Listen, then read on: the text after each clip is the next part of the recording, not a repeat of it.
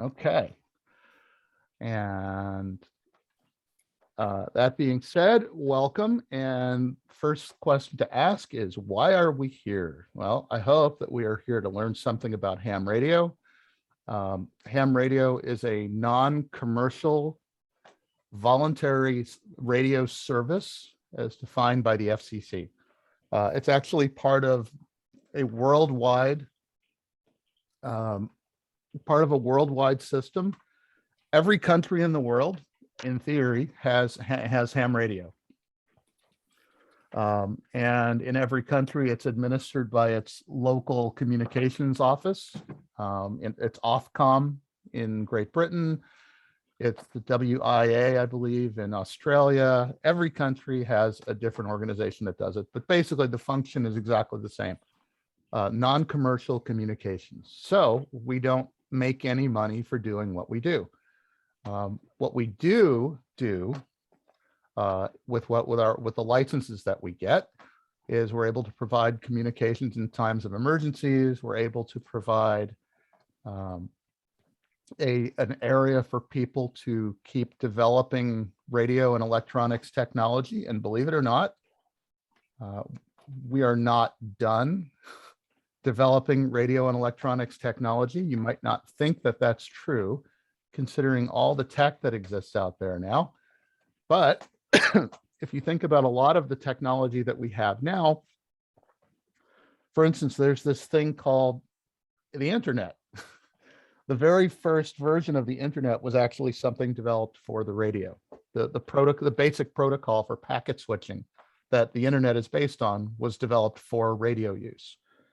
Single sideband was developed for radio, developed by hams, believe it or not. We use single sideband all over the place. It's the most efficient form of amplitude modulation, which is something we're going to get to. So specifically, why do we exist? In the FCC guide, in the FCC rules, these are actually the 5 reasons that we exist. We don't have to know all 5 of them, but it's important to know that they do exist. Recognition and enhancement of the value of the amateur service to the public as a voluntary non-commercial service, particularly with respect to providing emergency communications. In other words, we don't pay much to do what we do. We maintain our own equipment, we become proficient at communicating, and most other services, for instance, let's say you're a broadcaster and you have an FCC license and you have to pay an annual fee, which might be on the order of $100,000 to do that. We don't pay anything to do that. The exchange is that we are a two-way service. We can't make any money because we don't pay any money. And if there's an emergency, we're expected to know what we're doing. Continuation and extension of the amateur's proven ability to contribute to the advancement of the radio art. In other words, our job is to understand how all this is supposed to work and keep developing. We are actually allowed to develop our own protocols. And in fact, we're allowed to use and test our own communications protocols if we want to. We actually have in our ranks a Nobel Prize winning physicist whose name is Joseph Hooton Taylor, whose big thing was radio astronomy. He also enjoys very much radio astronomy. One of his favorite parts of doing that is something called moon bounce, which is taking radio signals from the Earth, shooting them at the moon and having them bounce off the moon and land back on Earth, where other people can hear them and communicate using the moon as a reflector 250,000 miles away. Well, as you can imagine, there's a lot of signal loss that happens between here and the moon, bouncing off the moon and coming back down. So he actually developed a completely new protocol and completely new radio computer language, if you will, made it public, and it is actually now one of the dominant means of communications that we use for very rudimentary communications. And that's actually just been in the last 10 years. So you think everything that you know about radio, radio was developed in the early 1900s is done. Well, we're not finished. Expansion of the existing reservoir within the amateur service of trained operators, technicians, and electronics experts. That's why we are all here now. Continuation and extension of the amateur's unique ability to enhance international goodwill. So this is another interesting one, because you would think, okay, well, there are some countries that we're not particularly friendly with. We still make contacts with countries, with governments who are not necessarily friendly with the United States all the time. I mean, you think, okay, well, we're not on necessarily the best terms with Russia or China. Back in the late 1980s, maybe East Germany wasn't one of our favorite places to deal with, or Czechoslovakia. They were behind the Iron Curtain. Actually, when I first got I first got a United States government security clearance back in 1991, I had to apply. I had to list all of the foreign people who I knew and had made contact with, who were citizens of countries that the United States might consider to be enemy combatants, and that included anyone behind the Iron Curtain. So I said, well, I'm a ham. I have hundreds of people that I talk to. And I was told, oh, you're a ham radio operator, don't worry about it. So it's always been kind of this parallel path for establishing goodwill between countries that don't necessarily get along very well, which has always been kind of cool. And they basically have, the same way of looking at it. Okay, so let's see. A little bit about myself. My name is Scott. My call sign, as you see over by my little square, is N7JI. Somebody's got a little echo there. Oh, echo's gone. Okay. My call sign is N7JI. That's an FCC allocated call sign. When you get your license, you'll be assigned a call sign. At any point, through something called the Vanity Call Sign Program, you're actually allowed to apply for a call sign of your choice that is within the license class that you have. There is only one N7JI in the entire world. Whatever call sign you have, there will only be one of them in the entire world.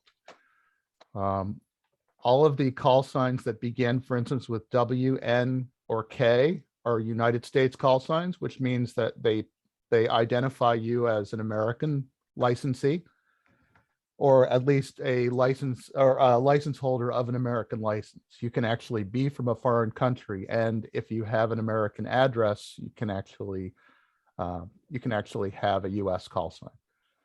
There are plenty of JAs, or Japanese stations, who also have American addresses and have American call signs as well. Similarly, if you were an American and you were living in, let's say, England, you could, if you had an address, apply take an exam and get a call sign that began with the letter M or the letter G or the number 2, because England has those blocks of call signs assigned to them. Interestingly, for those of you who travel internationally, if you look at the tail identifier on an airplane, you'll see that it's like N707TT or G728LM. That letter actually identifies the country of licensure of that airplane. They follow the same rules. They're both parts of the United Nations. They follow the same exact standards. Okay, so I got my license way back in 1984 when I was 15 years old, and I've talked to people all over the world. My current count of the 339 countries that exist around the world, that's actually more than the UN listed 193 or so, because you can have an island that's listed as a separate entity because it's far, far away from its home country.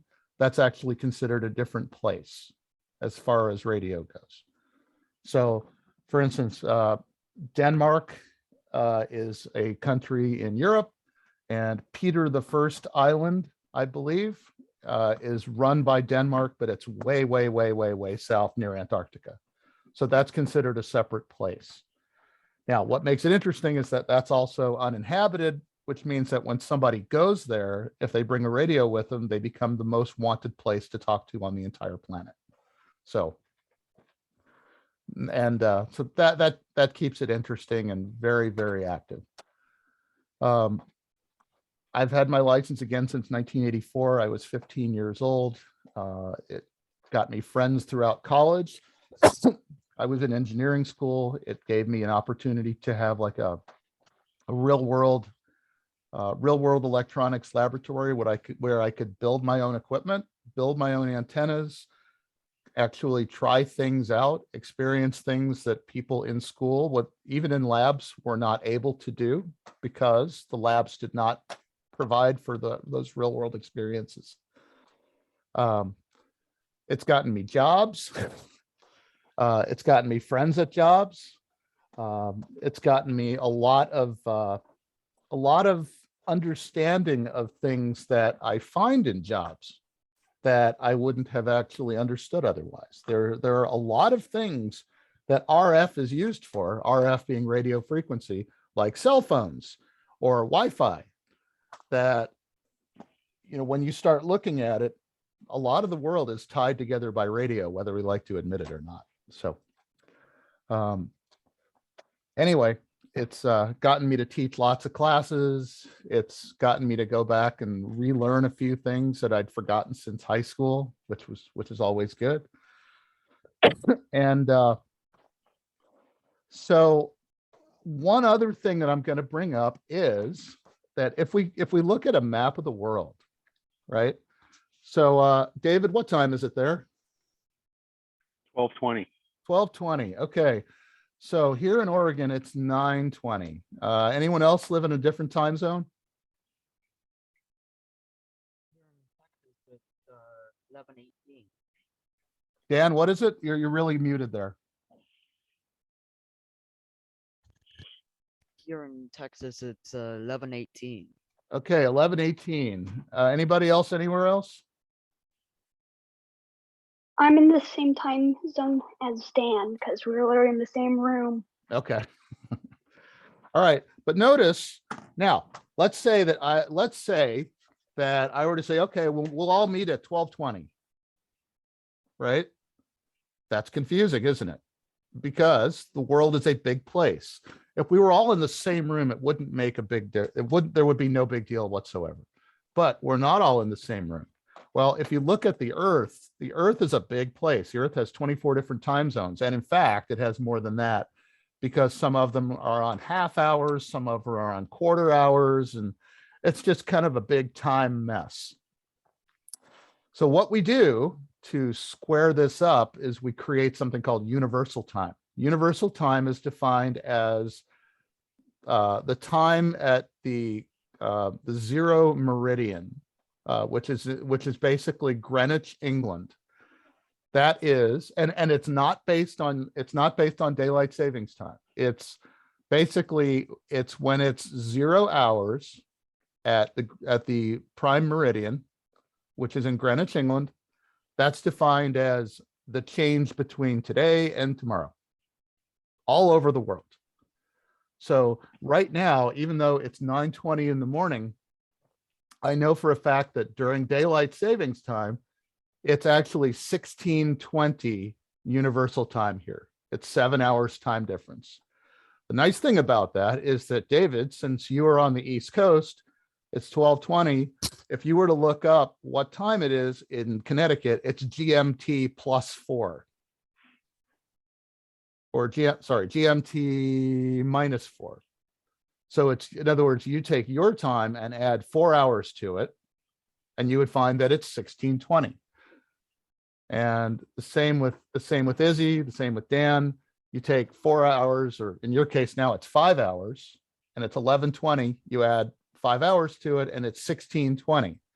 Well, what do we have? We have the same time everywhere. That also means that in some places, it's not the same day that you think it is. You know, once it becomes 5 o'clock p.m. here on the West Coast, it's actually tomorrow. So your log contains information that says that it's tomorrow, because that's what time it is, universal time. Anyway, so that's why it's interesting when you see like a contest, which is a worldwide thing. A contest is typically like a worldwide operating event on the air. Let me pick one out, for instance, just for fun.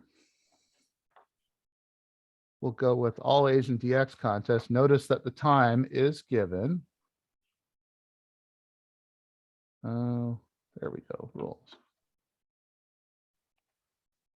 Here we go, from 0000 UTC to 2400 UTC the next day. So in other words, it doesn't matter where on the planet you are, you're following that same clock, and that's known as universal time. And that is the time clock that we all use. All right, well, so what can you do with ham radio? You can build your own stuff. You can build your own antennas. You have the ability to operate on, notice these, if you look at these, this map, for instance, notice this teal area says amateur. Well, you look at this giant spectrum chart of all the frequencies that are allowed in the United States, that are assigned in the United States. Notice there are a lot of those little teal marks. There's one over here, and there's another one down here, and another one right here, and some more over here. And in fact, look, there's even one that says amateur satellite. There's another one over here, and these are different, completely different and varying frequencies. Here's one at 5.6 gigahertz. That's like, you know, 5G frequencies, Wi-Fi frequencies. Here's one at 10 gigahertz. That's known as X-band radar. And anyone ever seen a radar gun? Right? We're actually allowed to modify a radar gun and turn it into a ham radio and do whatever we want with it. So can anyone guess why we get licensed to do this?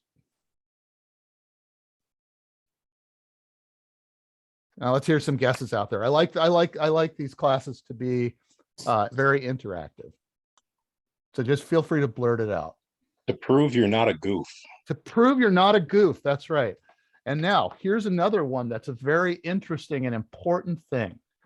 All right. That is an excellent answer. Here's another one. Let's say we take a Wi-Fi router at 400 milliwatts. All right. And we take this and we hook this up to a dish antenna with 30 dB of gain. This will actually make sense the next couple days. Okay, so 400 milliwatts does not sound like a lot of power, right? That's about the same equivalent as your cell phone puts out on a good day. 0.4 of a watt. And we are allowed to somehow connect that little transmitter to an antenna that has 30 dB of gain. Well, what we're going to find out is that in this forward direction, your antenna has essentially a 30 decibel advantage. Every time you use 10 decibels is 10 times the amount of power in that direction. So if I go 10 plus 10 plus 10 is 30, that's the same as 10 times 10 times 10, which is what, everyone? 300? I hope it's more than 300. 10 times 10 times 10, it's 1,000 times. All right. And so if I had 400 milliwatts on that side, my effective power in this forward direction is 400 watts. Right? So 400, effectively 400 watts of power, the same as basically a 400 watt transmitter transmitting in all directions. And let's say that there happened to be somebody who happened to be standing over here in this field, who was unfortunate enough to be standing in that field. They wouldn't get hurt, but they could get a little bit warm. So what we are allowed to do has the ability to actually injure people and to cause damage to things. That is really the fundamental reason why it's important for us to understand why we need to get licensed.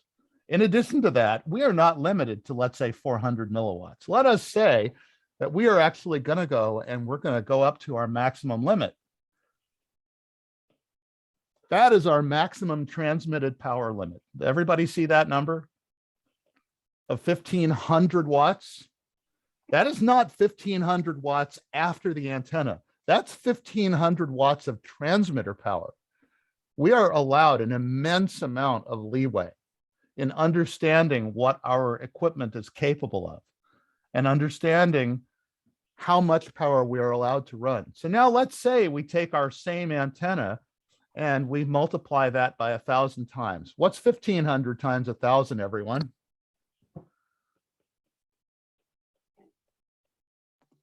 1.5. 1.5 million watts effective radiated power. That is enough to do some serious damage, right? Now, let us say, why would you ever want to do something like that? Why would you ever need that kind of power? Can anyone think of a reason? Moon bounce. Moon bounce, yes. Who said moon bounce? Me. So here is a typical moon bounce station.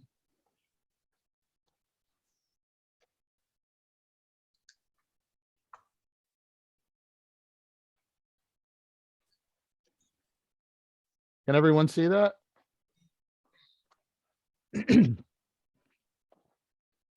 Okay, so each of those antennas that's pointed at the moon is probably about 20 elements of which has probably 20 decibels of gain, and there are at least 8 of them in the array, which adds another 3, 6, 9, 12 decibels.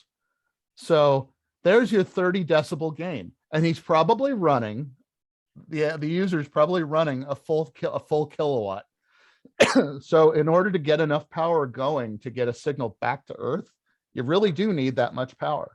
Now, you also better make sure that there's nothing that you're pointed it at, pointing the antennas at. Like, it better be pointing up into the sky.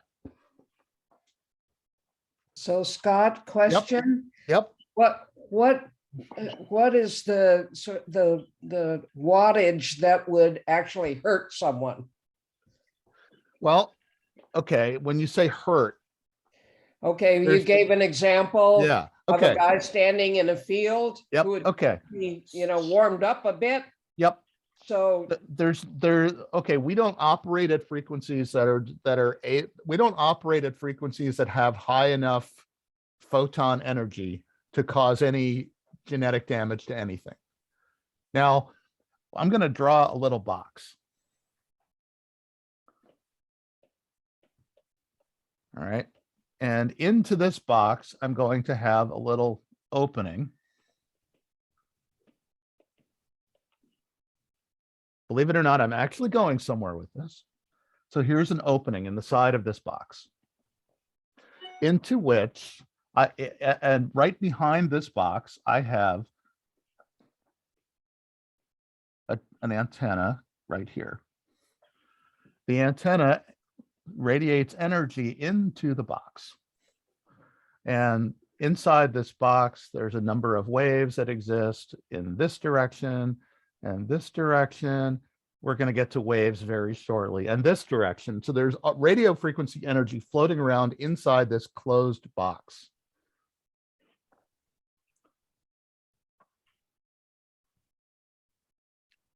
Okay, so does anyone know what this thing is called? Microwave. A microwave oven. That's right. In fact, the only difference between a microwave oven and what we're doing is the fact that a microwave oven is completely enclosed. And a microwave oven actually operates at 2.4 gigahertz. We have a frequency band. If we look at our chart, go up to here, right up here, And it should be over here. And what do you know? What do you see at 2.4 gigahertz? Everybody, what does that say? Amateur. Amateur. We Amateur. actually share the frequency band with the microwave oven people. Isn't that amazing? We're actually allowed to use the same frequencies. So what that means is that And the Wi-Fi router people. and Wi-Fi router people, exactly. So if we, for instance, used our energy and put it inside that box like this and contained it so that it was, you know, completely contained inside this box, we would have a microwave oven.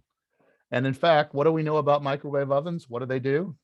They heat things up. The way that a microwave oven works is that at 2.4 gigahertz, this is approximately the resonant frequency of water.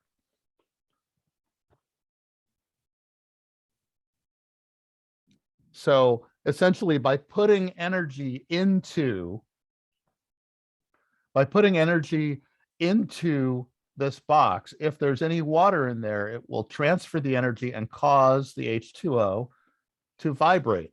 Vibration is heat. It basically heats your food. Similarly, if we are operating on that band and we are using, let's say, a transmitter that we have hooked up to an antenna, and there happens to be a tree in the way, what do you think is going to happen to our signal? Gets deflected or blocked. It gets absorbed largely. Yeah. Which is why microwaves and trees don't work very well together. And microwaves, for instance, you know, if you've ever listened to like satellite radio, or you have direct TV or something like that uses satellites, if it's rainy, the signals don't work so well.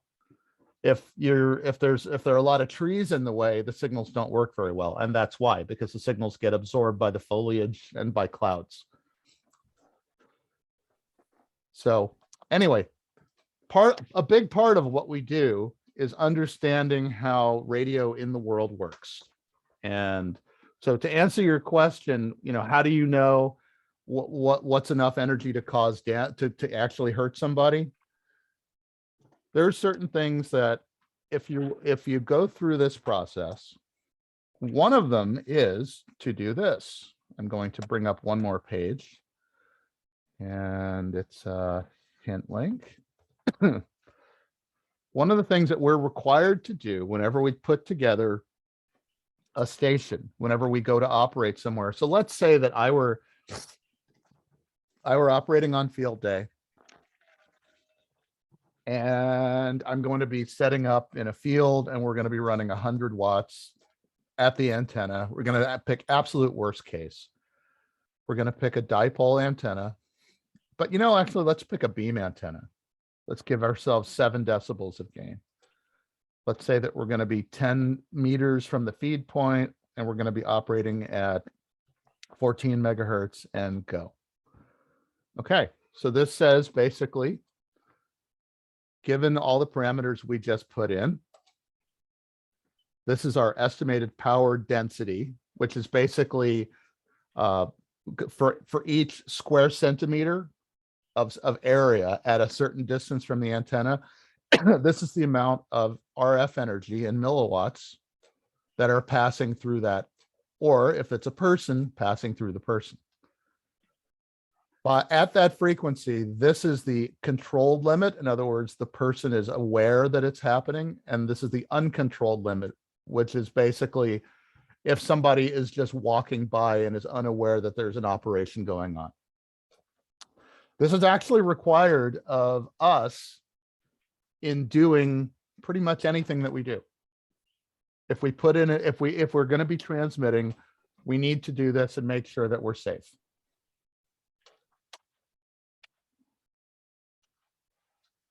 All right. Okay. Let's see. So another question to ask, why not use something else? Let's say that there are other services out there. There's one called Family Radio Service. There's another one called the GMRS which is the General Mobile Radio Service. There's another one called Blue Dot or Green Dot, which is known as MERS, which is a multi-use radio service. What is the benefit of picking one over the other? Why is everybody in this class? You know, what do you intend to do with this that you can't do with something else? And I'm opening this to everybody. So I'm in an area of Vermont where cell phone service is sketchy. Mhm. And I'm on the Green Mountain Bike Patrol, so we need to be able to communicate via radio because we can't rely on the cell phone connections. Okay. So now the question that I ask is, why do they use that and not, let's say, a GMRS repeater? And What this is a GMRS repeater? GMRS is the General Mobile Radio Service. I have no idea. Exactly. Right. So anyone else? I think it doesn't have the same range. GMRS Repeaters. is like a mile or two unless you're on a lake or something. Yeah, So- that's direct, but you can actually put up a GMRS repeater as well. Yes, Repeaters but extend your I've range. looked and there aren't very many GMRS That's right. repeaters. That's correct. Anyone who else was saying something? Was it just like it's just not like as popularized as like ham radio or amateur radio, and so like there's not as many users, and so you're not as able to like communicate? That's a big part of it. And it's also not as flexible.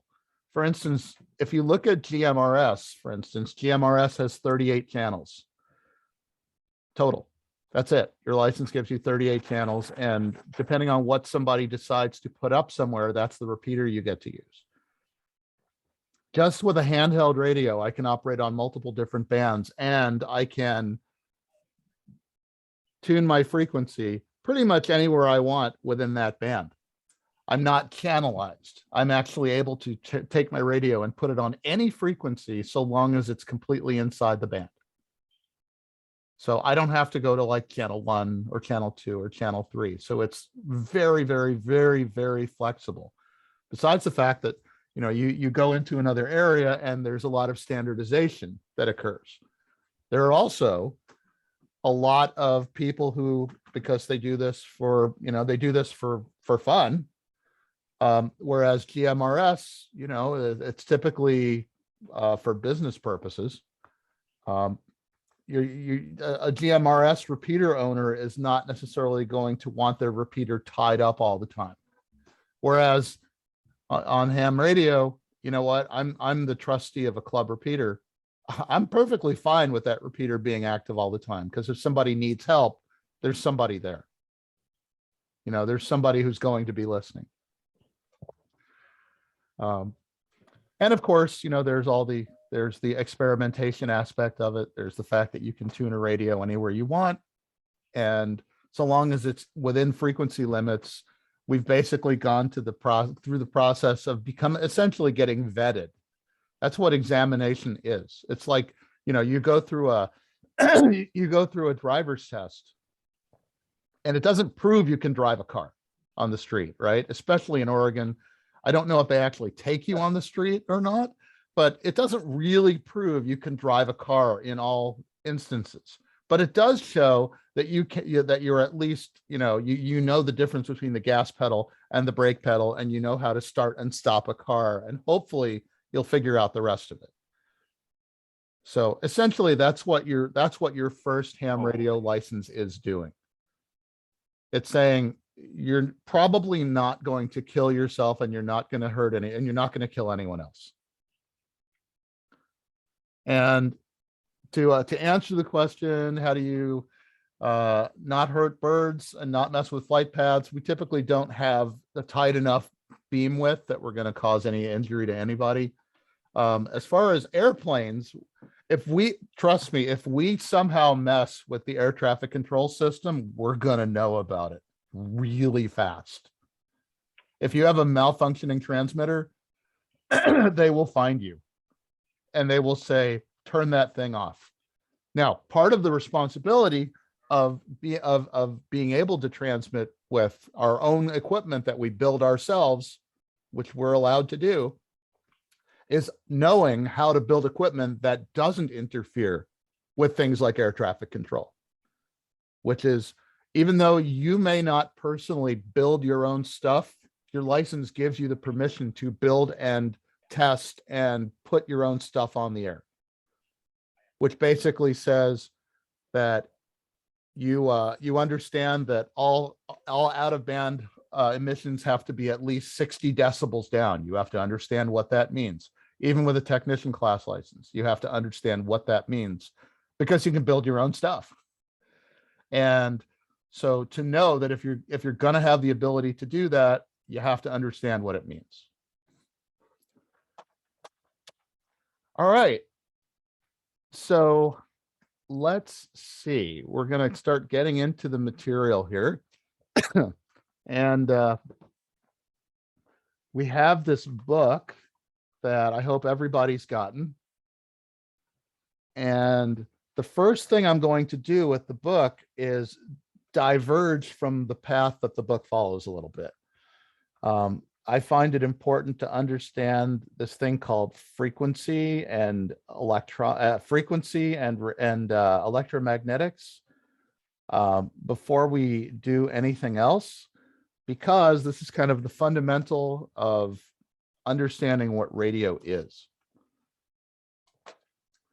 So before we get started, does anybody have any questions or concerns or comments or anything like that? Is it hard to remember yours and other people's call signs? I don't think so. I find it easier to remember call signs than names. But, you know, that's me. I mean, your own call sign, I hope it's not hard to remember your own call sign. If you don't use it, you might have trouble. But I've like at last check, I've probably made something over 50 or 60,000 contacts on the air since I've been licensed. So, you know, but I know people who you know, got their license 20 years ago and renewed it. You have to renew it every 10 years. And you say, hey, what's your call? I'm like, I don't remember it. It's like, oh, well, how are you going to use it if you need it? That's a good question. Do you have to keep track of the contacts that you make? You do not. Now, it used to be, at one point, you used to actually have to log every time you keyed your transmitter. And you used to actually have to have a log of that, so that if something went wrong, the FCC would come and say, hey, let's take a look at that log of yours and see, because there was some interference that occurred. But we don't have to do that anymore. Now, I do log, most people log all of their contacts that aren't, like, for instance, I don't log any of my FM contacts. You know, if I make a contact on a handheld radio, I don't log it. But if I log a contact that is, you know, for instance, a direct line of sight contact, I'll log that. Like I can very quickly bring up my log, and here,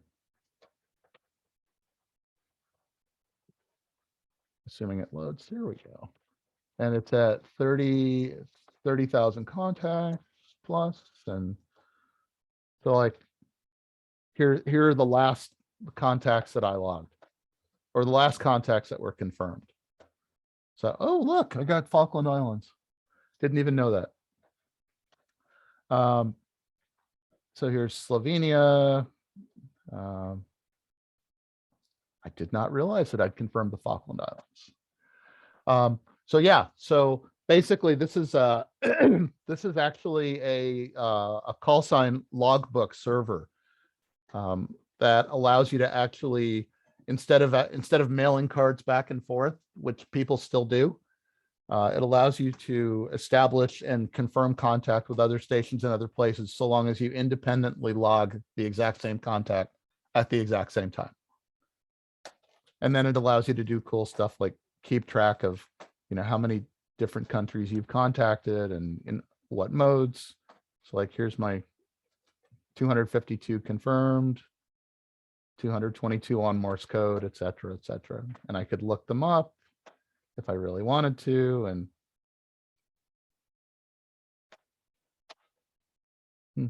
apparently it's showing me 0 today. Gonna have to work on that.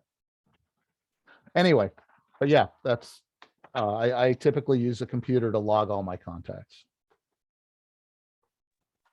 I have a question real quick, Yep. kind of off the topic here, but when I had studied before and went and took the test and I failed it, and the fireman where I took the test to tell me to get this book. So I have this book right here. Yep. Do I still need to get the other book? Well, the one we're using is free. I mean, it's. I tried to download it, but my computer is not communicating with my printer, and so I've kind of got it. But if I can study this one instead of the other one, or do Yeah, I that need works to fine. follow along? And actually, I mean, how are you practicing? Well, I kind of haven't been. About a year ago, There's the COVID, problem. Before Okay. COVID, I was all into it, and I went to the ham club meetings and went to field day. I mean, Yeah. I got excited because of field day, Yep. and then I was following it, and then I was going through and then studying and doing the practice tests. Yep. And then I went and took the test and I failed it. And then COVID hit. Yeah. So, and they've never offered a classes anywhere around where I am in Waco, Texas. Nobody's ever offered a class. So it was like, I just kind of laid it down and haven't done anything with it. So I pulled out this book. Okay, when you say, but practice tests, how have you done practice tests? Well, I have the app. I had the app that you recommended on my good. phone. Okay. Yeah. Yeah. So I would strongly recommend getting back into that. That's, Okay. I mean, my son did that for his technician class. My wife did that for her technician class. And my daughter, who's got her extra, she did that all the way up through extra. Okay. Strongly recommended, because then when you, the other thing is when you go to take your actual exam, it's just like that. Okay. Yeah. Okay. So one thing that's important is that I'm not teaching the exam, right? Right. I mean, I don't, and in fact, I should point out that in 10 days, the question pool changes, right? Some questions are going to go away. Some new ones are going to come in. So the studying that you would do now applies for another 10 days. After that, some of the questions are going to change. Right. But I'm not teaching the test. Do you know what I mean? I'm teaching the fundamentals behind the test that make the test easy to understand, that make the material easy to understand. That means that when you actually go to take the exam, it makes sense. The questions and answers are not like, oh, this is just that because they say it is. So at any point, if there's something that just doesn't make any sense, my feeling is that when I first did this, I didn't know what I was going to do. I had no idea if it was going to work or not. And I went through and I listened to the audiobook version of the book that I'm using, and it's 2 hours long. I figured, okay, well, if that's 2 hours long and I'm doing 12 hours of teaching, that's 2 hours of chatting away and 10 hours of blah, blah, blah, blah, blah, talking about everything else, which is ancillary and background information that could be useful. So if there's any questions that come up and you don't understand something, my goal is that you understand it, because if you understand it, then you can show that, okay, I understand the background material. Now the answer makes sense. They can say, for instance, what is the length of a quarter wave antenna at 2 meters? Does anyone know what it is? By the end of tomorrow, you will know, and you'll know, not only will you know, but you'll know why. The answer is 19 inches, right? But you'll be able to figure that out. You'll also be able to say, okay, why is it that a quarter wave antenna on 2 meters is 19 inches? And what if the band were, what if I wanted to do the same thing for the 10-meter band? Yeah, the formula is exactly the same. The math is exactly the same. The reasoning is exactly the same. It's just that the numbers are different. Okay. So my plan is that we're going to go till about 10:15 and take a break. Does that work for everyone? Okay. I didn't hear any no's, so that means yes. All right. So, okay, the first thing we're going to do is, actually, I'm not going to even show that yet. Okay, the first thing I'm going to do is ask if everybody can hear me clap. Okay. All right. I heard the first part, but it kind of canceled out Okay. Let me go about, through and let me make yeah, sure that I have my last 3 cancellation or turned off. so. Let me make sure I have original sound. Ah, I don't. Original sound on. Okay, how about now? That's a little better. Okay, good. Yeah, Okay, it good. didn't. All right. It's good. Okay. So, I find that when I'm teaching Morse code classes as well, Zoom is really good at noise cancellation, and it considers Morse code to be noise. So, as opposed to actual information. All right. So, we're going to cover something called frequency. Okay, so frequency is like, how often do you go to the park? I go once a week. Once a week would be the frequency that something happens. Frequency is a number of things that happen in a given period of time. So, by virtue of standardization, our frequency, the unit, is essentially always going to be seconds, right? That's the standard unit. So, if I clap with this frequency, that slow clap is about 1 clap per second. Everyone agree with that? Okay, so if it's 1 clap per second, that's 1 thing per second. So 1 thing per second it has a unit of a hertz, named after Heinrich Hertz. So something that happens 1 time per second has a frequency of 1 hertz. So really a thing per second is represented by the unit hertz. So if I were to double that rate and I clap twice per second, my frequency would now be 2 hertz. Right? So that would be the approximate frequency of my clapping. If I were to clap really fast and make it 200 times per second, my frequency would be 200 hertz. Okay, if I were to speed that up and make it 1,000 times per second, my hands would get very tired, so I'm not going to do it. And what would happen is that this would be 1,000 hertz. Now, we start to do other things with those numbers. Those numbers can get quite big.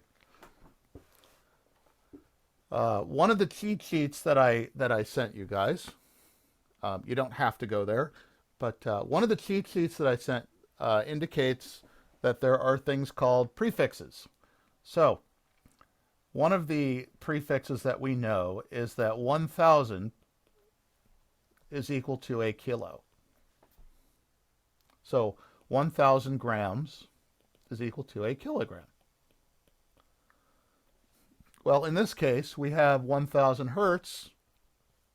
That's equal to 1 kilo by that same standard, and it's 1 kilohertz. This is just represented by 1 little letter K hertz. So the next time you're out in your car and you turn on your AM radio, you will see that your frequency of your station, which says 990, if you listen to AM, for instance, it'll say somewhere in the corner kilohertz. That is the frequency of that particular station. So if you now switch to your FM radio, you will see that, let's say you're on 98.3. Well, obviously 98.3 is very different than 990, right? 98.3. Is that bigger or smaller than 990? You'd It's think it was megahertz, right? you'd think it was smaller, yes, except if you look down in the corner, you will see that your FM radio is at megahertz and your AM radio is at kilohertz. So now if we were to take that prefix that was absorbed in there, and this is 1,000, mega is the prefix for 1,000,000. So this is actually 98.3 times 1,000,000. And this is 990 times 1,000.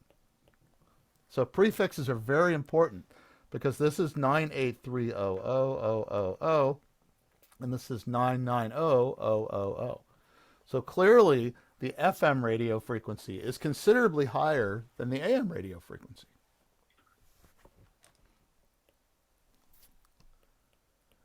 Now, this doesn't really have anything to do with the fact that one is FM and one is AM. We'll get into that. Those are modulation techniques. They really just have to do with the frequency that those particular signals happen to be on.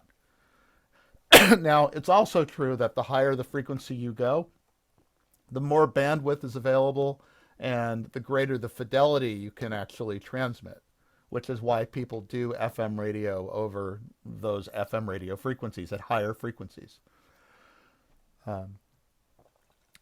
But most importantly is to know the difference between in this case FM and AM radio, and the fact that that prefix in there, that little m or that little k, is actually really, really important. Okay, so now we're going to add something to this. Let's say that we have. Has anyone ever seen a lightning strike and then counted the seconds and gone 1, 2, 3? How long does it take? How long does it take a lightning strike to get to you? Lightning travels at about 1,100 feet per second. So if your lightning happens about 1 mile away, that is 5,500 feet, roughly. It's actually 5,280. But when we do it, when we just count, we will find that this is about 5 seconds. So the sound will get there in 5 seconds. Now, how fast does the lightning strike image get to you? 300 million miles per second. 300 million meters per second. Close. Or 186,000 miles per second. Which is why the lightning strike appears much, much earlier than the sound comes. So, how fast is the lightning traveling? What is significant about those speeds? 300 million meters per second is the speed of what? Light. Speed of light.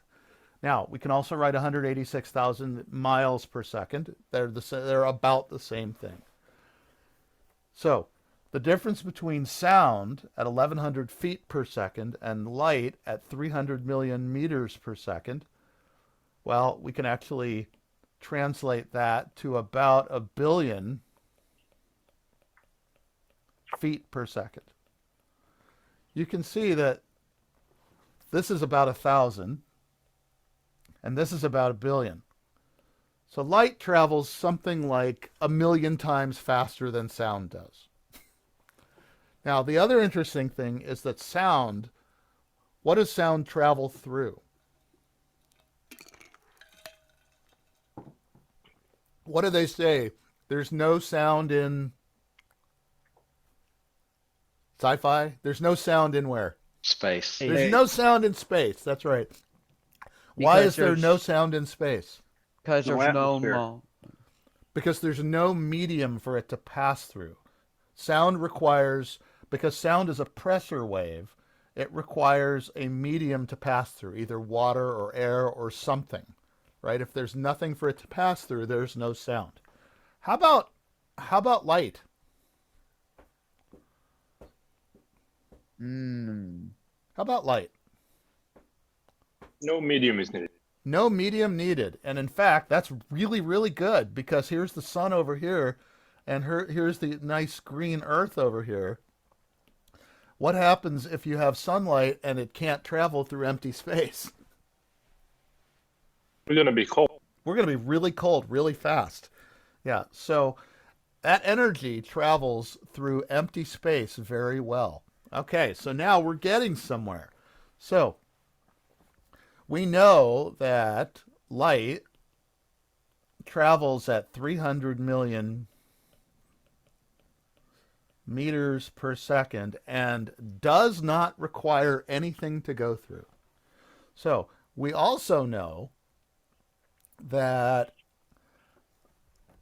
we have this thing called a frequency,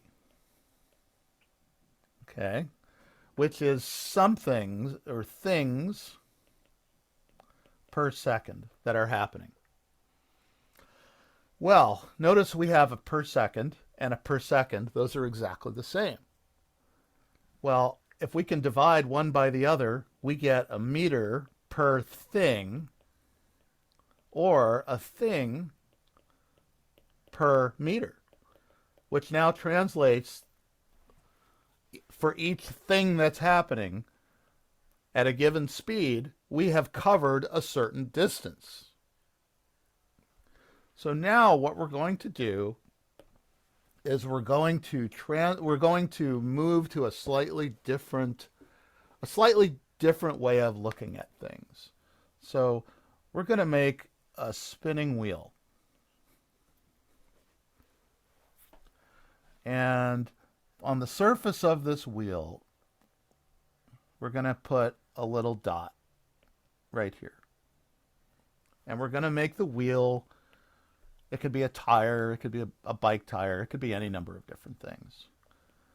It's going to be rotating around the center hub in this counterclockwise direction. And notice this dot goes around in a circle, does it not? As that wheel turns around, if you were to just look at the dot, it makes the pattern of a circle. So as that dot goes around the circle, how many degrees are there in a circle?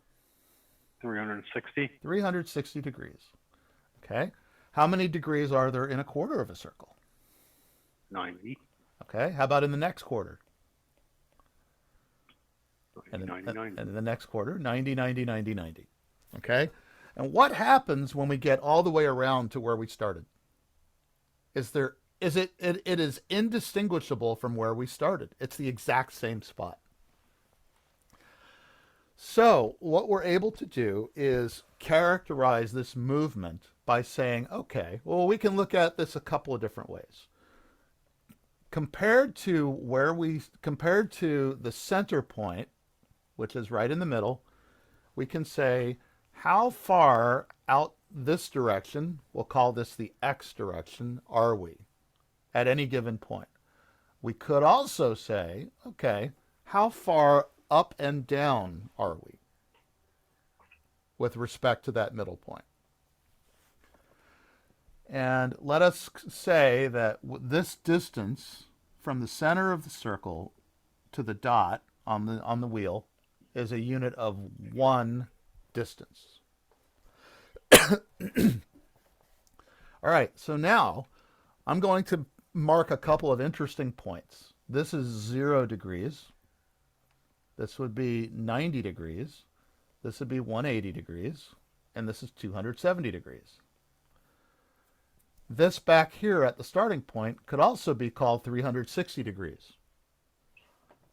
But realistically, that's indistinguishable from 0, so we're just going to call it 0 again. So now I'm going to say, since we now have this circle, we're going to make a little table at 0 degrees, at 90 degrees, at 180, 270, and then I'm going to put 360 here again, which is the same as 0. We're going to make a table. So here's our angle and here's our function, whatever the function is. So what we're going to pick is how high up we are above or below the horizontal line at any given point. Okay, at the starting point at 0 degrees, where are we with respect to the horizontal line? 0. We're We're there. at 0. We are at 0. Okay, how about when we get all the way up to the top? 90. We are at, how many units up are we? 4. Well, how big is the, 1. we're at 1. In other words, we started at 1 horizontal, now we're 1 up. Okay, how about all the way out, how about when we make it to 180 on the left side? 0. We're at 0 again. Our distance up and down is now 0. We're on the horizontal line. Okay, how about when we get down to 270? -1. -1. We've gone underground. Okay, and how about when we get back to 360? 0. 0. Okay, well, we have an interesting looking thing here because I could actually plot this in a graph.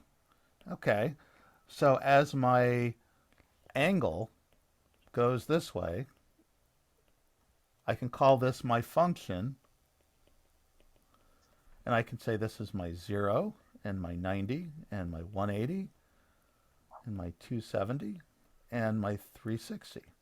And my function, if I just put those points here, would look like that and that and that and that. And I could connect those dots and I could make something that looks like that.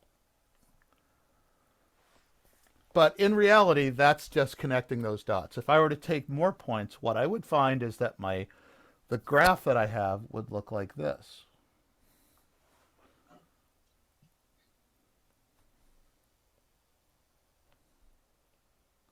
And does anybody know what that is called? Sine wave. The wave. That is a sine wave. The function that we did, we're going to replace the word function with sine of the angle. That is a function that is called the sine. The sine gives us something called a sine curve or a sine wave. This is actually really helpful in the world because a lot of things turn. A lot of things spin.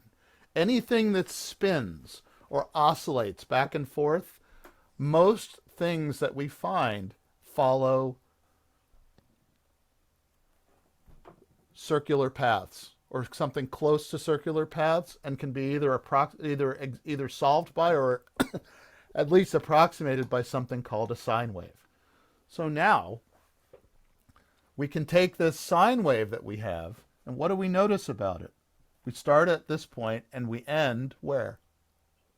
We Same start place. at 0 and we end at 360, but that is the exact same place that we started, right?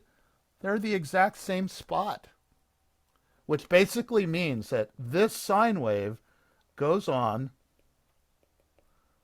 forever. We're just looking at a little piece of it. We could take this right here, from here to here, and it would be completely indistinguishable from the one that we just started with. We could go look over on this side. We could go look at something 10,000 cycles later, and it would be the exact same thing. It would be the exact same pattern. This right here is known as one wave, as we're talking about it in radio. This is actually one wave, or we could say that this is one cycle. See,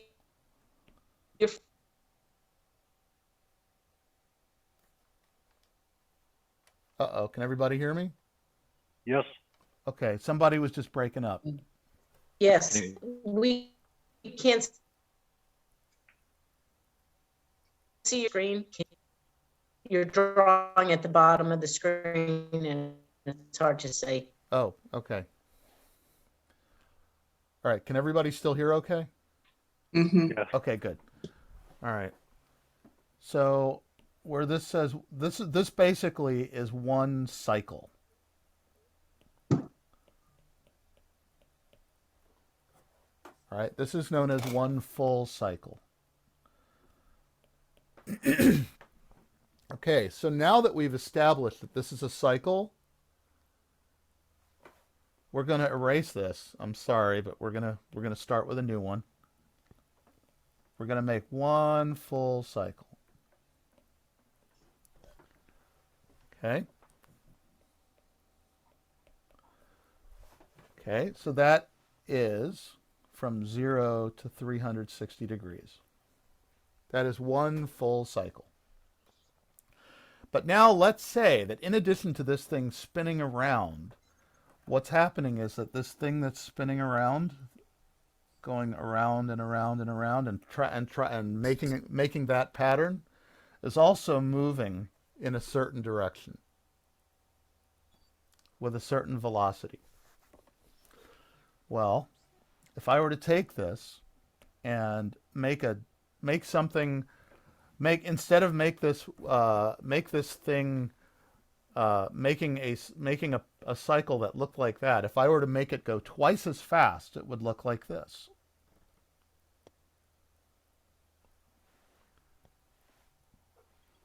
There would be twice as many cycles in the exact same period. If I could do it so that it was going 10 times as fast, it would go something like this.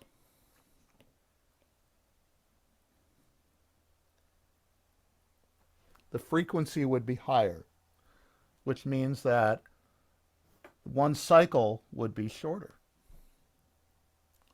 What it means now is that the period would be shorter.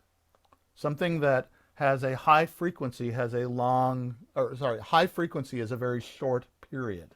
Something that's a very low frequency has a very long period. For instance, if I go to the zoo once every month, the period of going to the zoo is it would be 1 month. It would take 1 month for me to get to the zoo and then go again. If I were to go to the zoo once a day, the period would be every day. It would be reduced to once a day. So a higher frequency changes to a shorter period. Well, now what I'm going to do is say that the thing that is making this happen is also moving at a certain speed. So let's say that in this case I was moving at 1 meter per second. And this was happening one cycle. Now we can replace thing with cycle per second.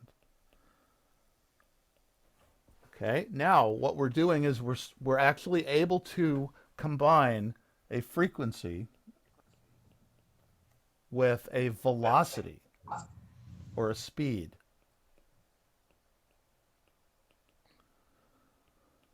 And now what we can do is say, okay, well, if we have 1 meter per second and we divide this by 1 cycle per second,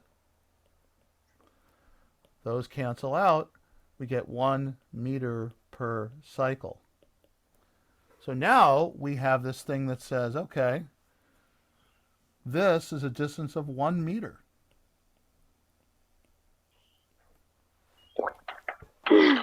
Based on a certain velocity. In other words, something that is moving will actually trace out a path in space as it's moving. If it's oscillating up and down, it will trace out a path in space.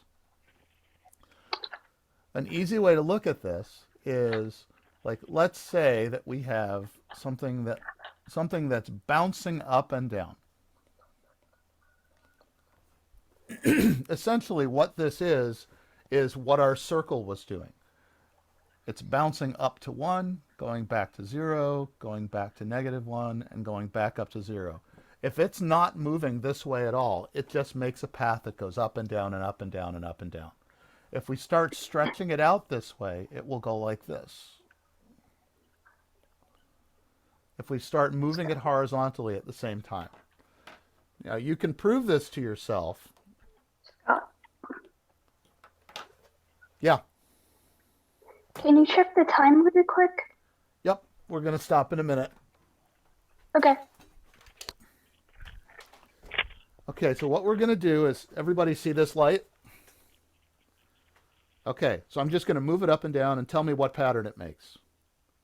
Does it make anything changing horizontally? No. No. No. Now I'm going to take it and do this with it. Ready? I'm going to start moving it, but now I'm going to start moving it in the direction. That's a wave.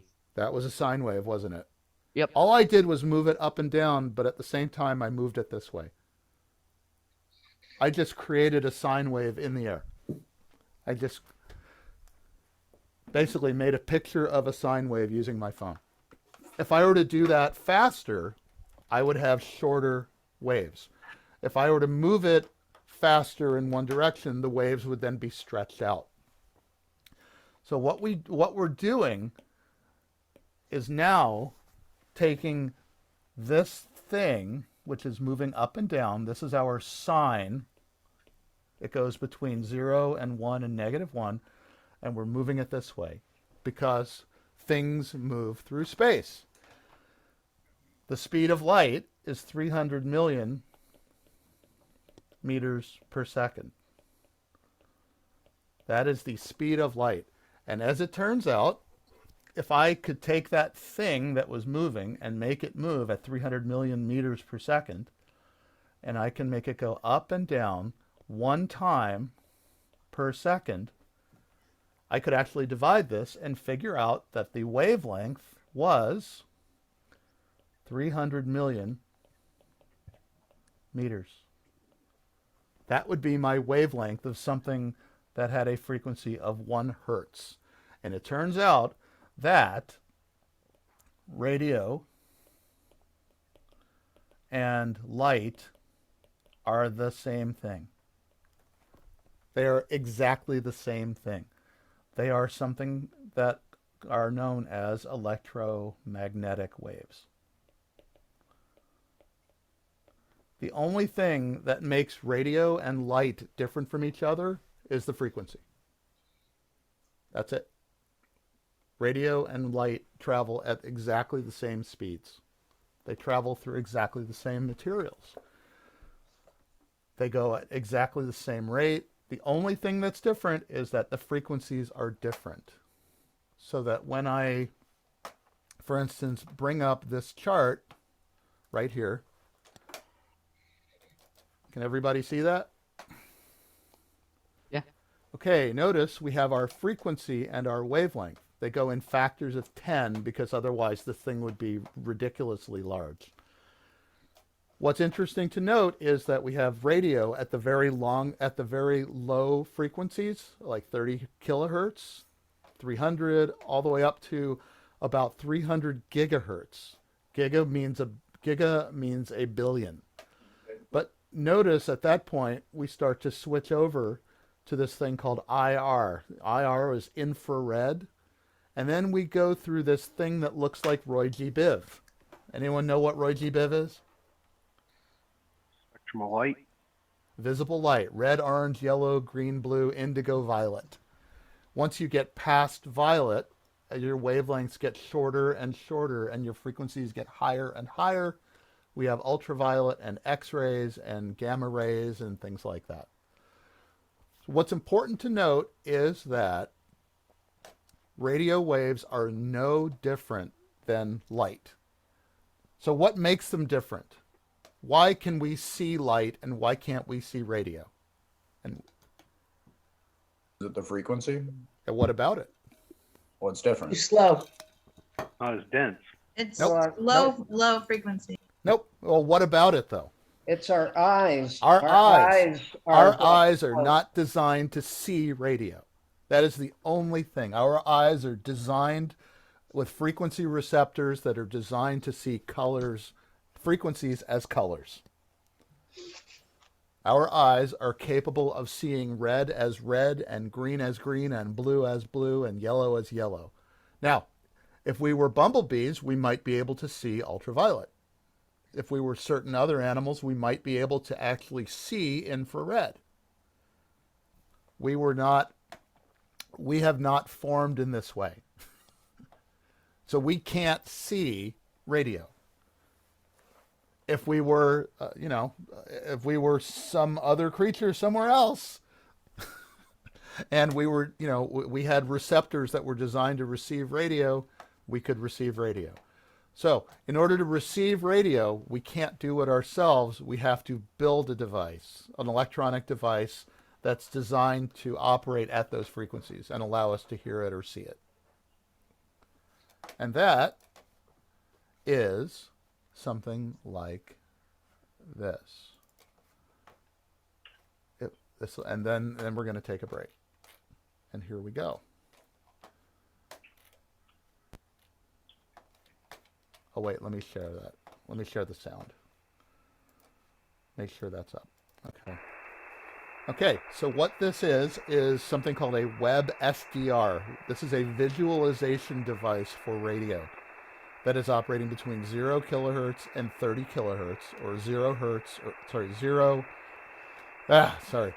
between 0 megahertz and 30 megahertz. What this allows us to do, for instance, is zoom in on a particular frequency. This is actually based out of, I believe, the Netherlands.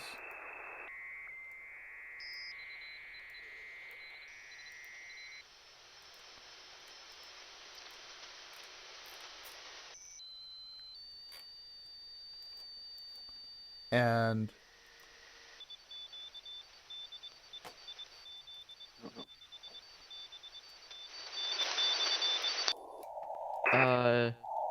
isn't that Morse code? Yep. But notice, not only can we hear it, we can actually see it. This is basically giving us a visualization and the ability to now SDR. listen to it.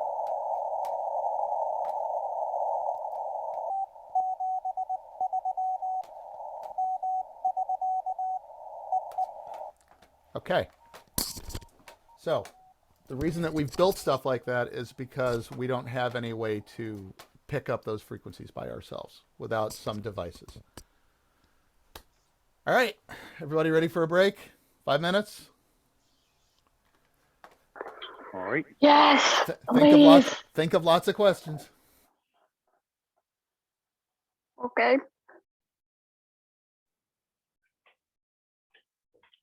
All right. Be right back.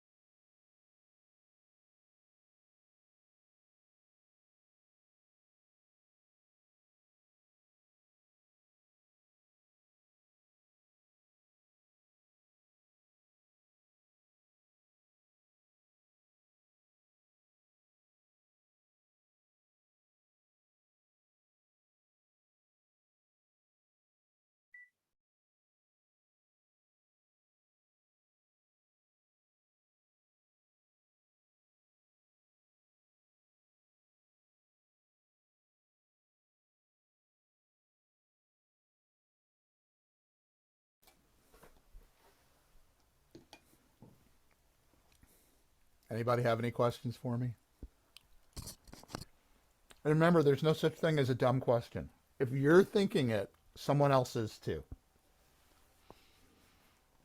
As we go through, is there a chance that you could kind of relate it to the test? So, Oh yeah, we're you know, going you we're going just- to do that. okay, awesome. And in fact, what we're doing is we're going to go through the entire book and answer selected.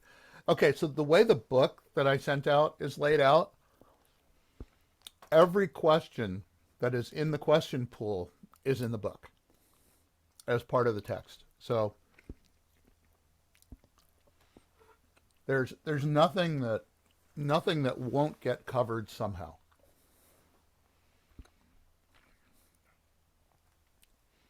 So if anyone's keeping track, what we're on right now is we are on page 24. The page that's actually labeled 24, not the PDF page 24, but it's actually printed. The printed version that I have, well, the PDF that I downloaded is it's labeled as page 24, and it says radio wave characteristics.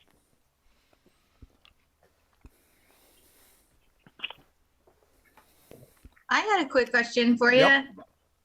Please. So I was reading like the first few pages in the book, Yep. and it says that technicians have radio privileges above 30 megahertz. Correct. So would the like general exam be lower than that, or No. Here. like why do you start at like 30 megahertz, and like is there anything below Okay. that, or Oh yeah. Here, let me. okay. Here. I'm just having like a hard time. I know that you had like a really good like graph, and I got it too in the things, but like you kind of like pointed out to me. Yeah. Let me pull this up. Let's see.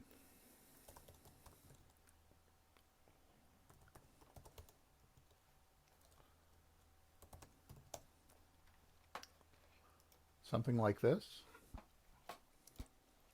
The band plan. Yeah, exactly. Well, now that we've done frequencies,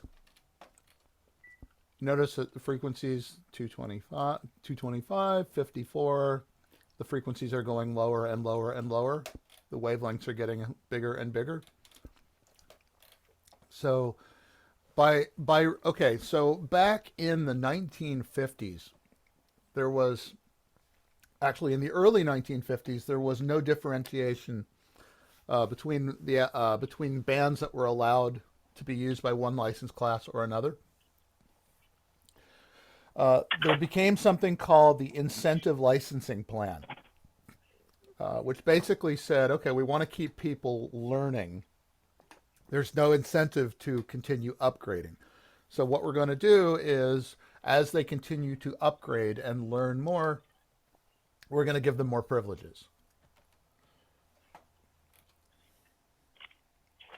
So basically, the rule was that technician and above, they said, okay, we're going to grant full privileges to everything technician and above, or to everything. For technicians are going to get everything above 30 megahertz. That was the dividing line, and we will find out that if we look at our chart, that is the split between VHF. VHF is above 30. It's 30 to 300 megahertz.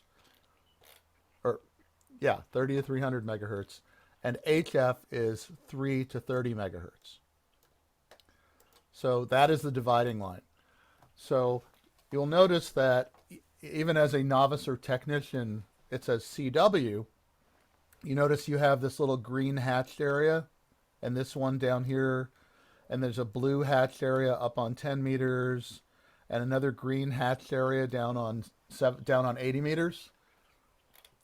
So that came from the fact that novices were initially slated to be the ones who would go and, like, I was a novice, right? I was actually, I did not have access to any of these bands up here. I had only access to 10, 15, 40, and 80 meters. and I could only do Morse code. So that was, and I spent about a year and a half bucking up on my Morse code because you needed to learn Morse code in order to upgrade to anything higher. So Okay, that makes sense. So like, do you have to have two different devices, like to do like VHF and then like MF or HF, or can it come from the same radio? I mean, the big thing is that you're going to have completely different antennas. Okay. And we're going to get to that very shortly. Okay. Okay, here we go. So I'm going to put this back up. This is a very important time to note this right here. Notice this radio is everything up to 300 gigahertz roughly. What's important for you to know is, everybody see that right there? HF, VHF, and UHF. Can everyone see that? Okay, very, very important. HF is from 3 to 30 megahertz in frequency. VHF is from 30 to 300. UHF is from 300 megahertz up to 3 gigahertz or 3000 megahertz, depending on which way you write it. That is absolutely essential for you to know. Those are your dividing lines. Okay, so all light and radio are forms of electromagnetic energy. I'm sorry. What was UFH or UHF? UHF again? Okay, so HF is 3 to 30. VHF is 30 to 300. Notice they're in factors of 10. UHF is 300 to 3000. This can also be written as 3 gigahertz. Like that. Thank you. Mm-hmm. Okay, so all of these things that we're talking about, unlike sound, are forms of electromagnetic energy. There are two parts to an electromagnetic wave. This thing that we drew is called a wave, like a sine wave. This is known as electromagnetic energy. And the way that it works is that you have things that go like this. So you have two different parts of an electromagnetic wave. You have an electric part, and anyone want to guess the second one?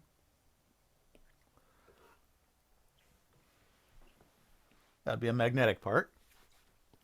And the most important part to know about an electromagnetic wave is that, I drew that very badly too. Let me redraw that part. I'm going to redraw that.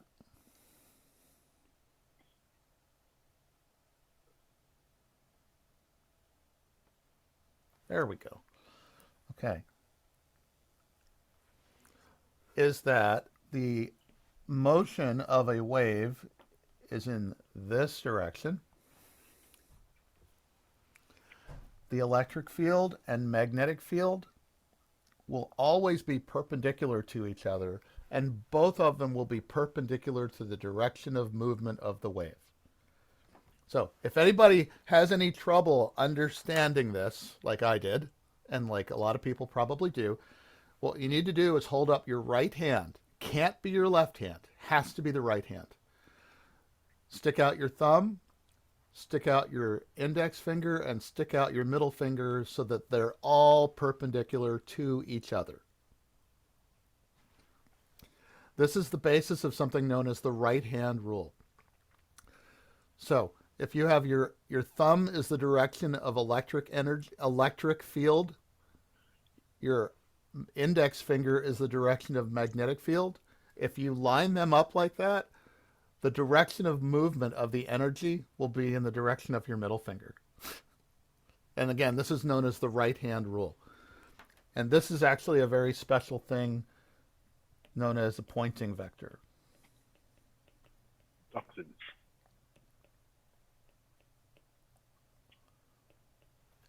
That determines This is your E field and your H field.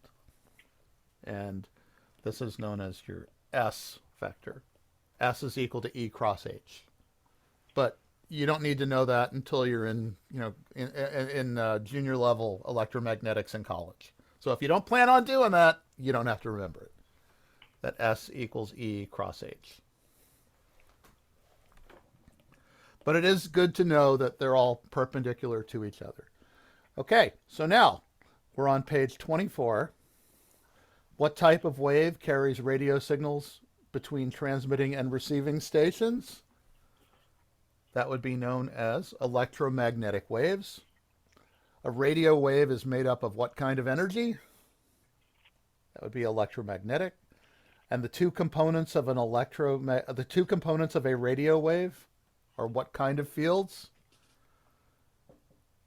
You have an electric field and a magnetic field because it's an electromagnetic wave. How fast does a radio wave travel? Speed of light. Speed of light. What is the speed of light approximately? 300 million meters per second. 300 million meters per second. Okay, so that being said, how long does it take for sunlight to get to Earth? Anyone know? About 8 minutes. 8 minutes. All right, that's how long. Okay, how about for a signal to get from here to the moon? That should just take a few seconds. 1.5 seconds. So here's an interesting question. Do you think it's possible, if you're on the surface of the Earth, to send a signal out in one direction, have it go all the way around, and come back? It's possible if you get the right antennas in the right spot. I have done this before. I have actually heard it. It is really cool. And the delay is about 1/7 of a second. So basically, if you transmit and let go of it, you will hear yourself delayed 1/7 of a second later. It's one of the coolest things I've ever experienced. What is the name for the distance that a radio wave travels during one complete cycle? Wavelength. Wavelength. Yep. Okay, because this is a wave. And physically, this is the length of the wave as it's traveling through space. That is known as a wavelength. And there is a little mathematical trick that I do in order to remember how to do this.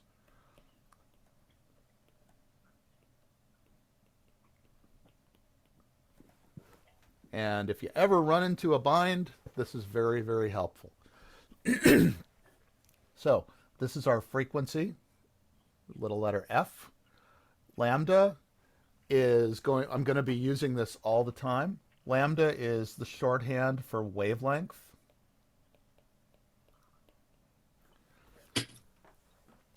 So this is our frequency. So let's say that I have one and not the other. Okay, so let's say that I have a frequency of, we're going to go to our chart here. We're going to go with 146 megahertz. Okay, so we pick 146 megahertz. We want to know what the wavelength would be of a wave traveling in free space. Now, the reason that they say free space, why would they bother to say free space? Nothing's there. Because there's nothing there. Now, what would happen if this was filled with air? Not a lot. What would happen if this space were filled with plastic? That would probably bother with the radio waves. It would actually slow it down. The wavelength would actually be shortened in the material. Is it the wavelength that would be shortened or the frequency that would be shortened? Frequency doesn't change. I thought the speed doesn't change, The but speed the wavelength and the speed changes if it's not in space. The speed of light changes. Yep. And the way to experience that is you can actually go and test this out. You can go and take a glass that is half full of water. I really should have made it blue because, blue. Okay, so let's fill our glass half full of water. And we take a spoon and we do this with it, and the spoon appears to bend. Has anyone ever noticed this before? It's because it's the bending of light. What's actually happening, it's not really even bending the light. I mean, it is, but what's actually happening is that because the refractive index of air is about 1, and the water is something like 1.5. What happens is that the speed of light changes, and it appears to give you a bend. It actually changes the geometry because the speed of light is different in the different material. The same thing happens with radio waves.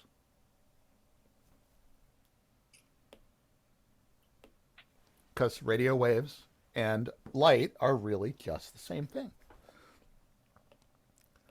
Okay, so now what we're going to do is we're going to make our 300 and our F and our lambda again. This can work. This works for lots of different things. We're going to pick, but we're going to say that this is megahertz and this is meters. So we're going to pick 146 megahertz. And we're going to say, okay, given a frequency of 146 megahertz, what is our wavelength in meters? So we take the one that we don't know and we put a big X through it, and we're left with 300 and frequency. And we put a dividing line, which is already there, and we have lambda is equal to 300 divided by 146. And why can we use 300? Because we have that mega in here. If we didn't put the mega in there, we wouldn't be able to use the 300. We'd have to add a whole bunch of zeros. So what's 300 divided by 146 approximately? 2. Which is about 2 meters long. So what we're going to do now is look at something and prove that we just did something really profound. We're going to look at this thing that says 146 megahertz. And what is the name of the band? 2 meter. Oh. The 2 meter band. Congratulations. You've just done your first basic antenna calculation. So that's our very first step. So wavelength in meters equals 300 divided by the frequency, and you could do it the other way as well. So as the wavelength gets shorter, what do you think happens to the frequency? Gets higher. It gets higher. That's right. They're inverse. Okay. So what property of radio waves is often used to identify the different frequency bands? And again, we use the approximate wavelength. So once again, notice the 6 meter band, the 12 meter band, the 30 meter band. It's easier to call it that by the wavelength than the frequency. Why are they different colors on that? Which one? Like in general. Well, 'cause Like, Oh, you have the over here on the left, you have the uses of each section of the band. oh, okay. So this is actually known as a band plan, and notice it says band plan. This is actually used to keep the peace on the band. So for instance, let's look at the 2 meter band. Notice this red section between 144 and 144.1. By law is actually Morse code only, which is CW. Notice in this little greenish section it says no FM, SSB/weak.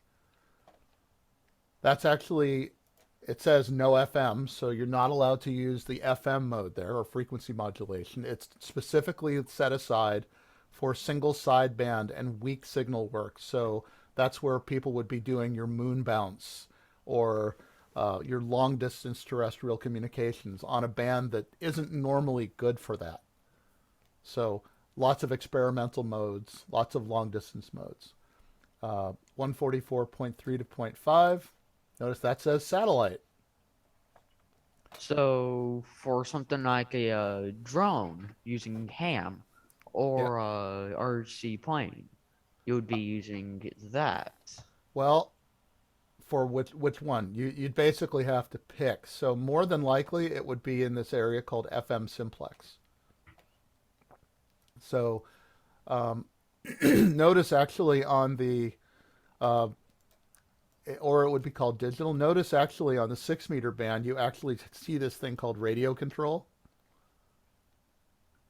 So that's where that would happen? On the 6-meter band, there's actually a big section of it that's set up for radio control, specifically for radio control.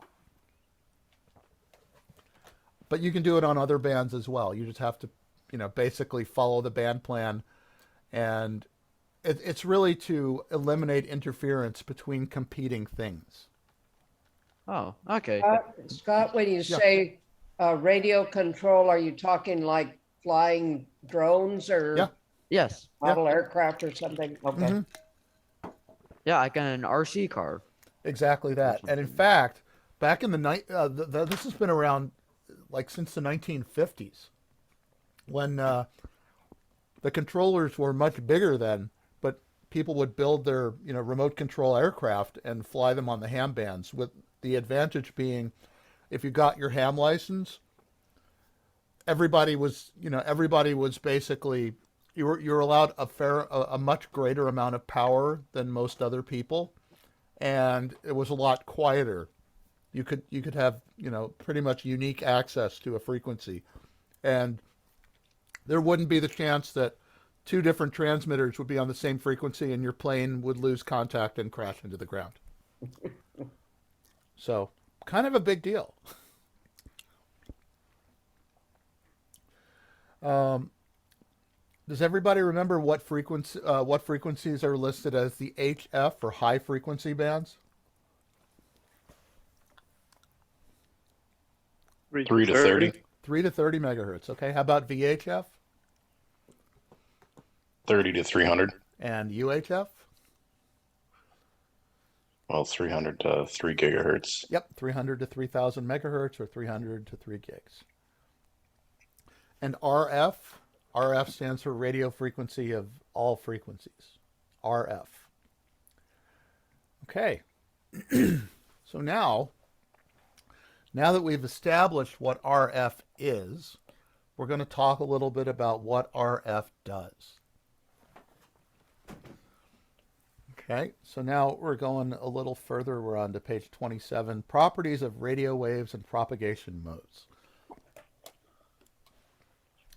This is actually my favorite part of radio, that and antennas. So we're going to make a wave.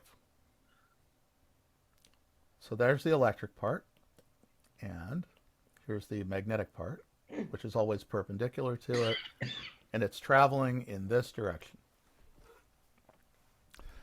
Okay, so the electric part is going to have a property called polarization. It's going to define it.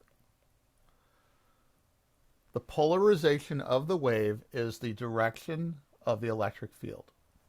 So in particular, because for the wave that I drew, the electric field is up and down, this would be called vertical polarization. If I were to rotate this, and the electric field were to go this way, and the magnetic field were to go this way, my electric field would now be parallel to the ground. Here's the ground. And this would be known as horizontal polarization. Okay, if I were to somehow build an antenna that had these polarizations rotating continuously, had the fields rotating, that would be known as circular polarization.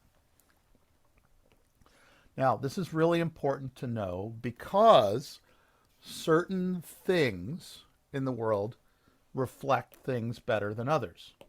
Certain polarizations. Has anyone ever put on a pair of polarizing sunglasses when they were driving? Yes. Why? Removes the glare. Removes the glare. But what about the glare? Okay, so let's take a look at sunlight. Here's sunlight. The polarization of sunlight is such that there's some this way and there's some this way.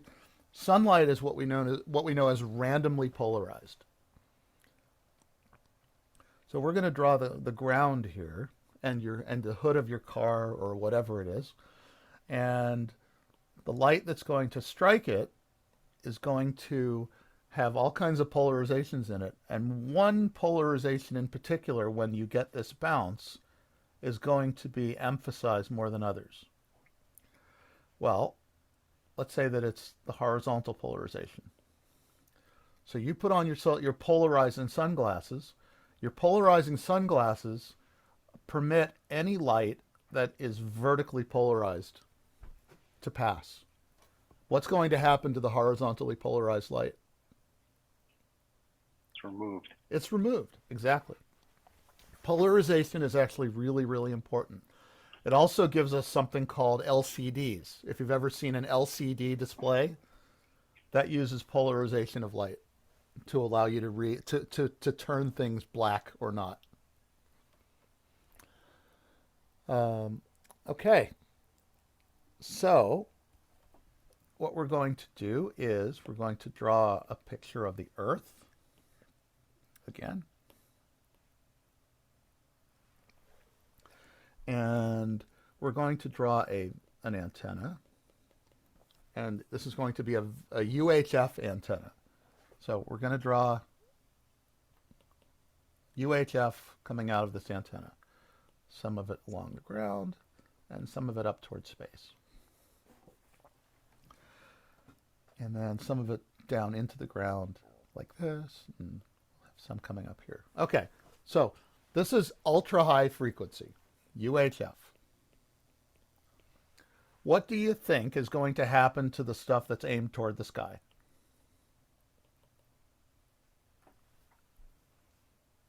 Either bounce off the atmosphere or go out into space. It's UHF. It goes right through. UHF will just shoot right through the atmosphere as if it's not even there. So what do you think we would use that for? Aliens? Yeah. Also use it for satellites. And possibly moon bouncing. And moon bounce. Basically anything that you would want the atmosphere to be transparent for, or largely transparent. So what happens if you aim a signal down toward the horizon like this?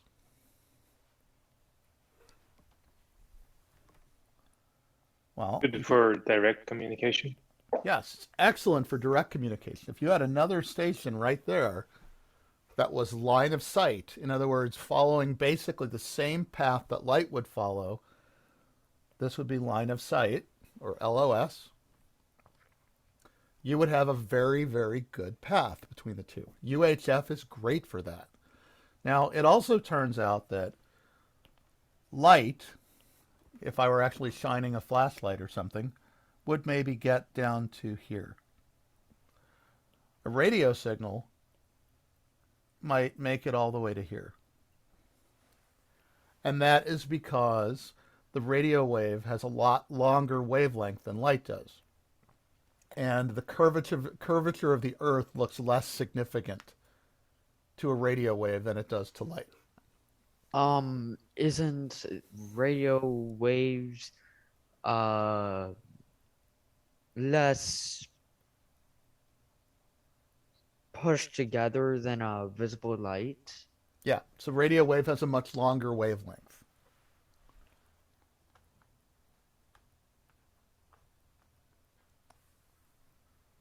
So things that might get encountered on the way don't look as big to radio waves. So because of that, you have this. This would be called the blue dot. That would be your light. This would be like called the visible horizon. And over here would be the radio horizon. So the radio horizon is always going to be further than the visible horizon. And that's because the curvature of the Earth doesn't play quite as big of a factor because the wavelength of radio is longer. I'm just going to point something out. You should probably fix the R, because right now it looks like the video horizon. Like that? Yeah. You know, it's interesting. Have you ever seen a report card that looked like this?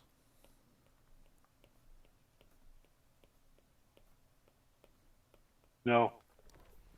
Have you ever seen a report card that looked like that? That's sometimes mine. That was my report card every year. You know why? Gym class. No, I got That was A's what to mine looked like. Mhm. Gym class. Do you see that D? You see the D next to handwriting? We used to get graded in handwriting. I got straight D's in handwriting. So, my apologies. My handwriting looks like gibberish. Well, you know, we didn't have computers we had to type stuff or handwrite it. So my apologies for my atrocious handwriting. It never got any better. Are you lefty by any chance? I am not. Okay, let's see. So now we did UHF, and now we're going to do something called VHF. Here we're going to draw our Earth again.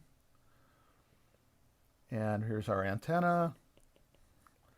And we're going to put our VHF signals up toward the sky, and then up toward this way, and then down toward this way. Okay. So our VHF signals are going to be able to do ground wave as well. And in fact, because the wavelength of VHF is slightly longer than UHF, the radio horizon will actually be a little bit longer. For the most part, the VHF signals are going to pass straight through the atmosphere again. But sometimes you will actually end up with a layer. Now it's a good time to start describing these. So we live in this thing called the troposphere. Everyone's heard of the stratosphere. Stratosphere, where the airplanes fly. And then above that is this giant thing called the ionosphere. Okay, so again, we live in the troposphere. It's very thin, but it has lots of breathable air, which is great. We like that. Above that is the stratosphere. We can't live in there. The ionosphere is above that. The air is getting really thin. The ionosphere, however, is the recipient of a lot of ionizing radiation from the sun. And what ends up happening is that you end up with these different layers that form at different altitudes. So you have a D layer, E layer, F1, and F2 layer that form inside the ionosphere. So this is actually a chemistry thing. What happens is that, does anyone know what are the two main components of the atmosphere that we live in? Nitrogen and oxygen. Nitrogen and oxygen. Very good. Okay, so what happens if you take a very energetic photon, like ultraviolet or an X-ray, which has tons of energy, and you take it and throw it into a nitrogen molecule? What will happen to that nitrogen molecule?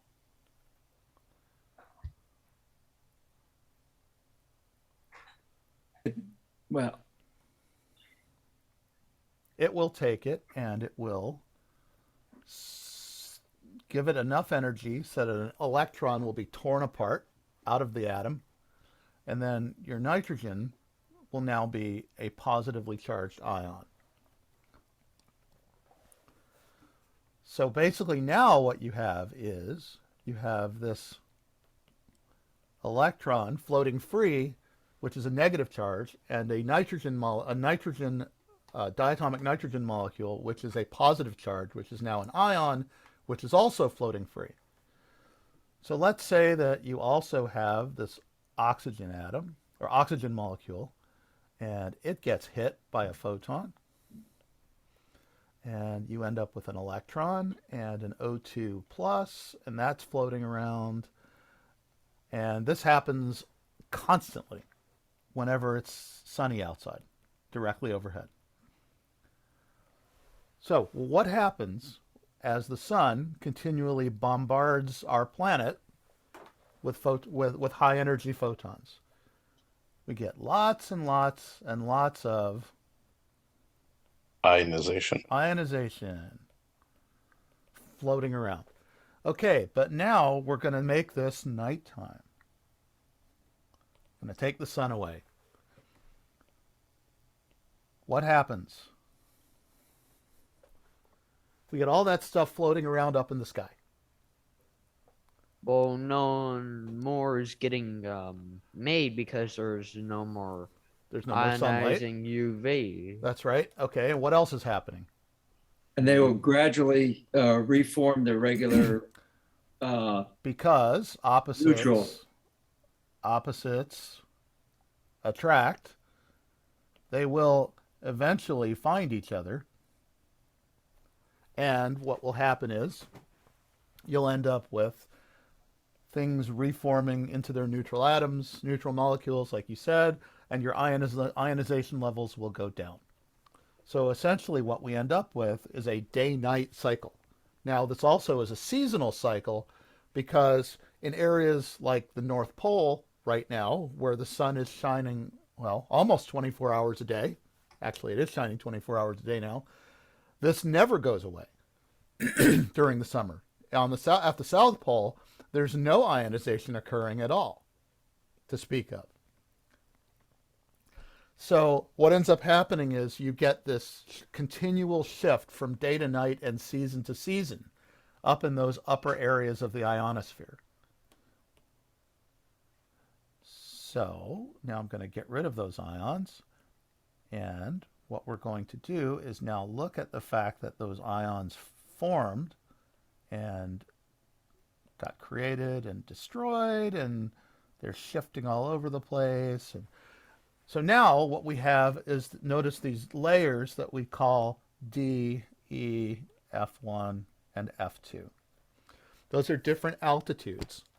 The D layer occurs about between 30 and 50 miles up.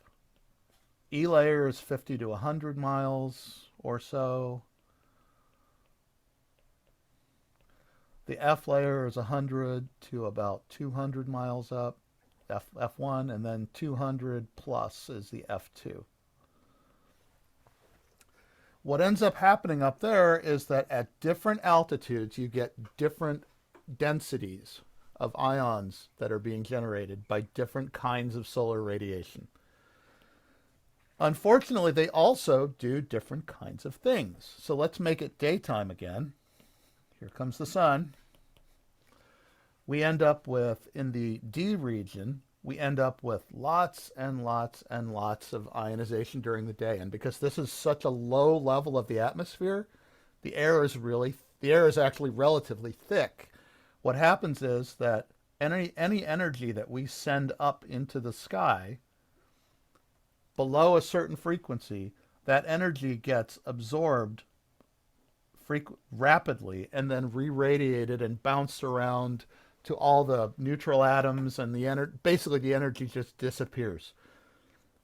This is just basically warming the sky below a certain frequency.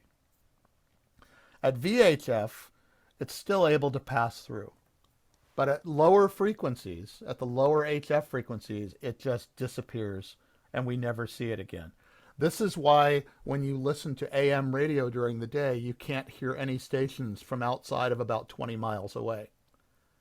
Whereas at night, you can hear stations from 1,000 miles away because this area of ionization disappears at night very, very quickly. The E region right here tends to form during the day, and it tends to absorb frequencies up to about 10 megahertz as well. It can also be responsible for creating areas that will bounce signals down. Even VHF, which normally would just pass right on through. These upper areas, F1, F2, VHF passes right on through. So once in a while, we will actually have this thing called a sporadic E event,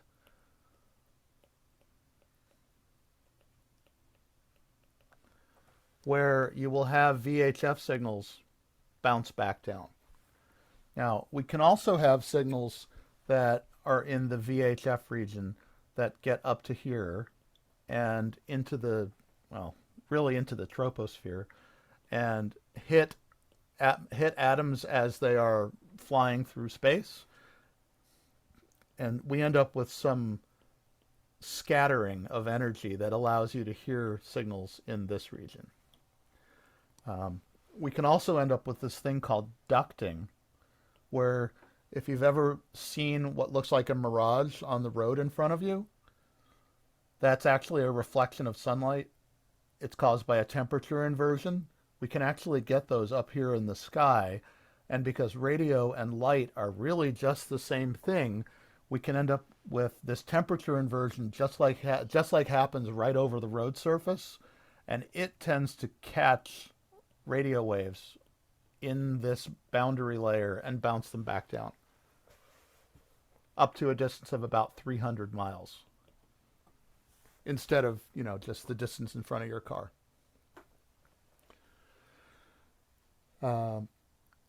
Okay, so now we're going to talk about high frequency.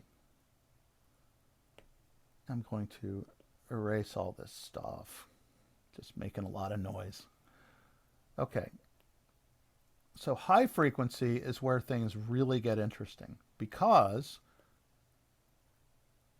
on the high frequency bands, if you can get your signals up through the D layer, then you can reach this thing called the E layer.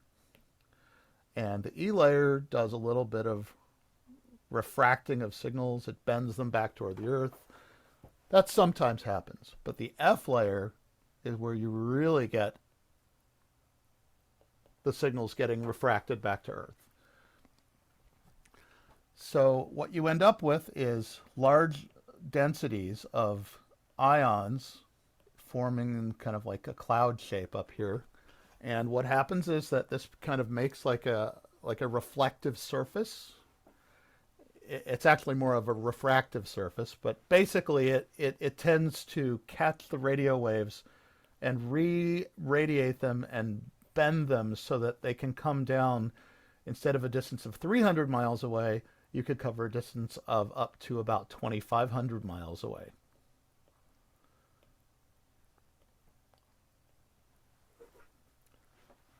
So, And you're talking about high frequency? that's high frequency.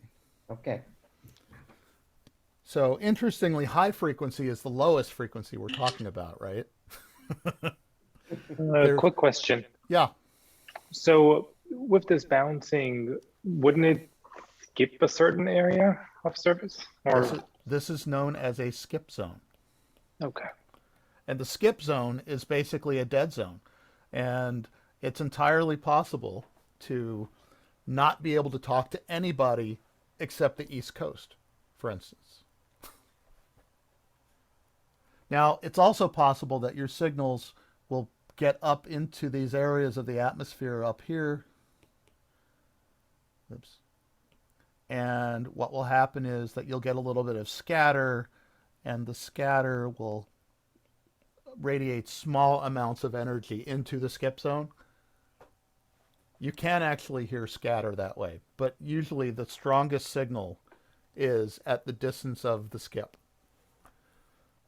What's really interesting about this is that as you start putting all these things together, so here's your Earth, here's our signal going up and back down. This is one skip. Well, some of the signal bounces off the surface. It's really good if it's saltwater, and then makes another skip. If it's saltwater, you can maybe line up another one, and if the conditions are right, and each of these is 2,500 miles, you've now covered a distance of 7,500 miles. If conditions are really good and that continues, you can hear yourself all around the planet after 7 or 8 bounces, which is what happened to me when I was back in college. And I heard myself. It's basically a natural repeater. Yeah. But not all that predictable. Awesome. Thank you. Okay, so now what we're going to do is discuss the fact that things don't always work, as we were saying, things don't always work the way you expect them to. So what we're going to draw is a transmitter right here with an antenna, and we're going to have a receiver over here. Okay, so here's our wave. Okay, there's our wave. Now, let's say that we get a big check mark on the other end where the other person's listening. They can hear us just fine. Well, all of a sudden, something happens and a truck parks right here. And now we have a signal that's going this way as well. Normally, it would have just gone right past the truck, and we would never have heard it, except now it's bouncing off the truck and ending up here. So we now have a signal that's basically going this way, and another one that's going straight. They're both getting to us. Is that good or bad? It's potentially bad because you're going to get 2 different transmissions at different times. Yeah. Well, it could also be good, right? It could be good, but it could also be bad, right? Okay, so let's say we're going to draw our waves. This is why it's very important to understand a wave. Okay, so this is our wave. That's the green one. And now we're going to draw the blue one, which let's say it's a little bit weaker because it bounced off a truck. But it's lined up perfectly.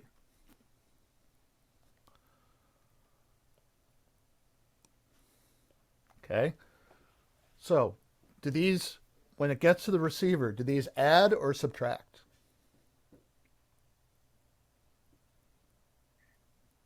They add. They add. So that's actually a good thing, potentially, right? But let's say that it turned out that if the truck moved so that this path was now half of a wavelength, because now we're talking about physical stuff, physical things. Does everyone agree that this is one wavelength? That physical length is one wavelength, right? So let's say that the truck moves so that our signal now has to travel an extra 1/2 of a wavelength to get to where we want it to. So we're going to erase the blue line, and now we're going to make it travel an extra 1/2 of a wavelength. Here we go.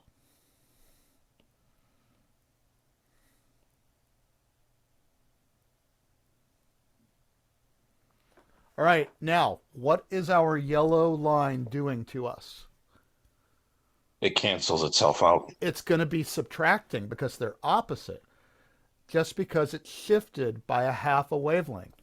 So let us say, this is why it's important to understand wavelengths and frequencies and things like that. Let's say we're operating on the 2 meter band. 2 meters is the wavelength, right? That's the approximate wavelength. Well, if this shift was 1/2 of a wavelength, what is the physical distance that we're messed up by? The answer is right there. That's 1/2 of a wavelength. If the Yeah. wavelength is 2 meters long, how much are we screwed up by? 1 meter. It's traveling 1 meter too little or 1 meter too much. How do we fix it?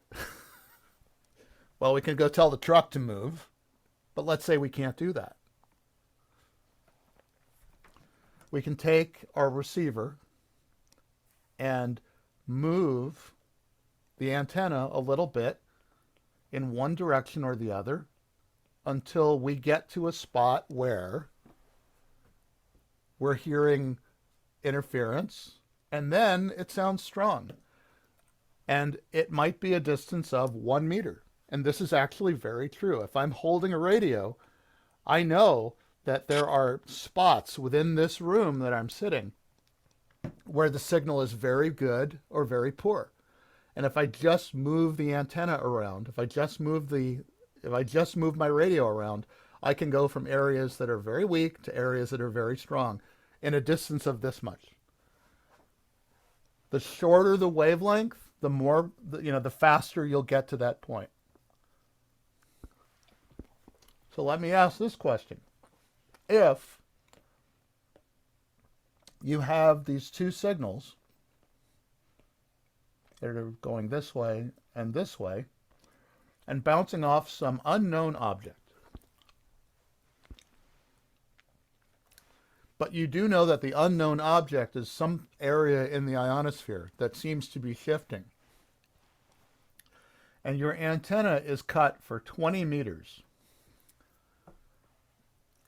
Well, your wavelength is about 66 feet long, which means that to move a half a wavelength, you'd have to move your antenna 33 feet,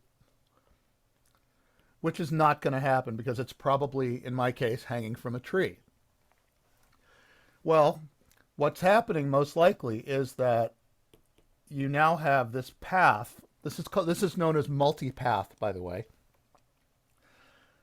You now have this signal that's bouncing off of multiple paths in the sky up in the ionosphere that you can't control. You have no control over. But you do know that more than likely they're changing over time because that just happens. So if you wait for a couple of minutes, maybe the path looks like this, and your signal now goes like that, and the problem is solved. This is known as fading. And that is something that you experience a lot on the high frequency bands. And it can be periodic, it can be more or less permanent. But if it's really periodic fading, it's something that'll happen and then go away, and then happen and go away, and happen and go away. And it could be, every 15 seconds, it could be every few minutes, depending on what's happening way up in the sky. All right, so now we know what we know. Why are direct UHF signals rarely heard from stations outside of your local area, given what we know about UHF?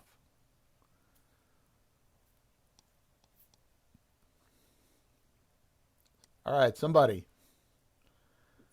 It's mostly direct line of sight. Mostly direct line of sight. UHF signals are used for point-to-point because they hardly ever bounce off of the ionosphere. So the signal's mostly just going straight up into the sky and not stopping. It doesn't bounce off anything and get back down. So that's why we use them for satellites. Is where you're actually line of sight. Right. That's why we use them for satellites. That's why they're great for satellites, because they pass through the ionosphere like it's not even there. VHF and UHF radio signals often travel further than the visual line of sight because the Earth seems less curved to radio waves than it does to light. That's actually known as ground wave, the fact that it hugs the surface of the Earth. If somebody reports that your station's 2-meter signals were strong, but now they're weak, that means that something might have gotten in the way. And the way to fix it, move your radio around until everything gets better. Go to another room. Go outside. If you're receiving data via your radio and a signal gets strong, but then it gets weak, if it gets weak, you're likely to see error rates. Essentially, it's the same thing as you listening and hearing noise. If your computer is trying to figure out what your radio's hearing and it's hearing nothing but static, you're not going to get any real data, so it's going to have a high error rate. So it's entirely possible that, let's say that there's a hillside right here, and you're trying to get to a repeater which is on the back side of a hill, and you're way over here.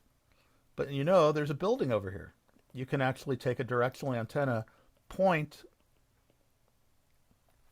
at a solid object, and bounce your signals off of it. So there's all kinds of cool stuff you can do with radio. The other nice thing you can do is if you know that there's a steep mountaintop, for instance, and there's somebody on the other side, this is directly out of physics. If you aim a signal at the mountaintop,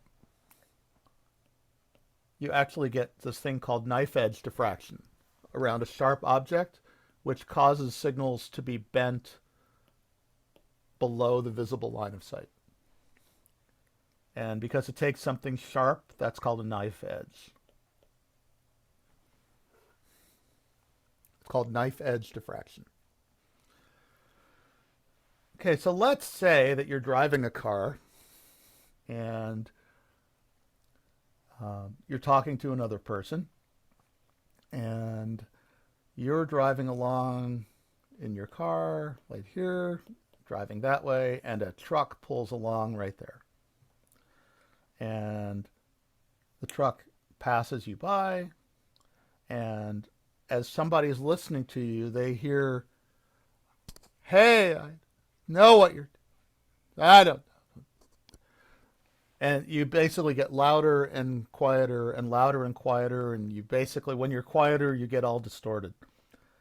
That's actually known as picket fencing. And the reason it's known as picket fencing is if you can picture what a picket fence looks like, it has solid spaces and empty spaces. And let's say that you and a friend were on opposite sides of the fence walking along, and you're trying to talk to each other. Every time you get to a solid slat in the picket fence, you wouldn't be able to hear each other.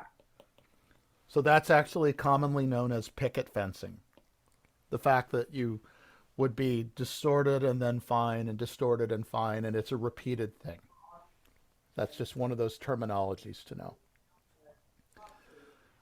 know. Why would you have typically better UHF and VHF signals in the wintertime? Unless you live in Oregon when we don't lose leaves.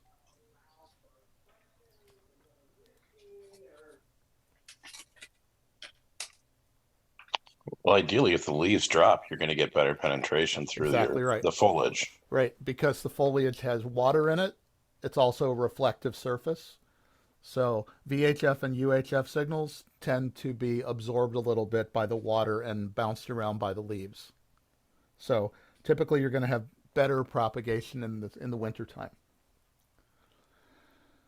Okay, the property of a radio wave that describes its polarization is the direction of which field? Does anybody remember that?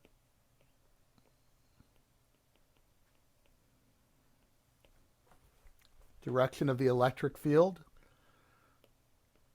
And then a magnetic. Nope, just well, yeah, but the electric field defines the polarization of the wave. So this would be vertical. This would be horizontal. It's specifically defined by the direction of the electric field. So if it's up and down, it's vertical. If it's horizontal, it's parallel to the earth. Now, it also turns out that an antenna, typically, almost exclusively, but typically, The wire direction determines where the electric field will go. So if I have the roof of a car, In. and the roof of a car looks like that, and I have an antenna on the roof of the car, and the antenna is going up and down, again, the wire will determine the direction of electric field. So the electric field will be going up and down. It'll be horizontal. I hope not. The electric field is going up and down, so that's vertical, right?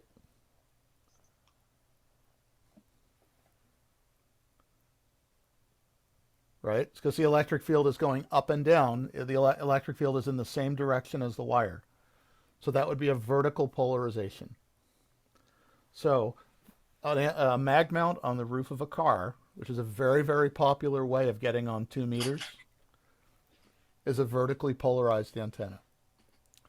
The same way that if you have polarizations that don't match, you won't be able to, you won't get, blinded by reflections coming off the hood of your car. If I have a horizontally polarized antenna, I will not, for the most part, be able to hear somebody using a vertically polarized antenna. So what's the benefit of using this antenna? Well, hold on. I have a question here. Yep. A question. It doesn't have to be vertical, does it? But you're saying it usually is. If you put this on the roof of a car, it will be. But is the electrical field of a radio transmitter almost always? Depends. When you say a radio transmitter, it depends on the antenna. Whose antenna are we talking about? Okay. Well, no, I mean, the question is, whose antenna are we talking about? You tell me. It has to be the receiving end or the transmitting end. They have to match. Okay. So if one has a horizontal, it cannot talk to a vertical, or vice versa. If they have a Correct. vertical, you cannot talk to a horizontal. Correct. So verticals talk to verticals, horizontals talk to horizontals. Yep. So what would be the advantage of an antenna that looked like that I just drew? Everyone can head up and it's universal. So yeah, if I were to draw what this looked like from the roof of the car, right? So here's the roof of the car. This dot in the middle is the antenna. For the most part, does this favor any one direction over any other direction? It's up.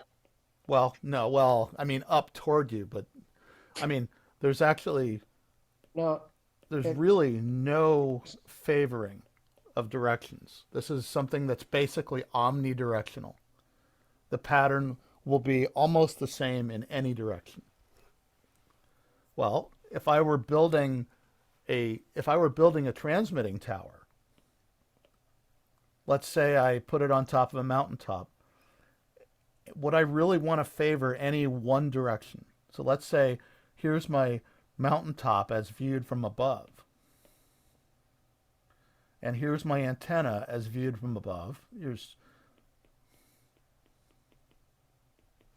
an antenna right in the center of it that is looking out over all directions. And it has equal signal in all directions. That's exactly what I want, isn't it? In other words, it doesn't matter where that car is. It doesn't matter where any of those cars are. It doesn't matter, if I had an antenna instead that was on the roof of the car, that the signal looked like this. What would happen if I turned the car 90 degrees?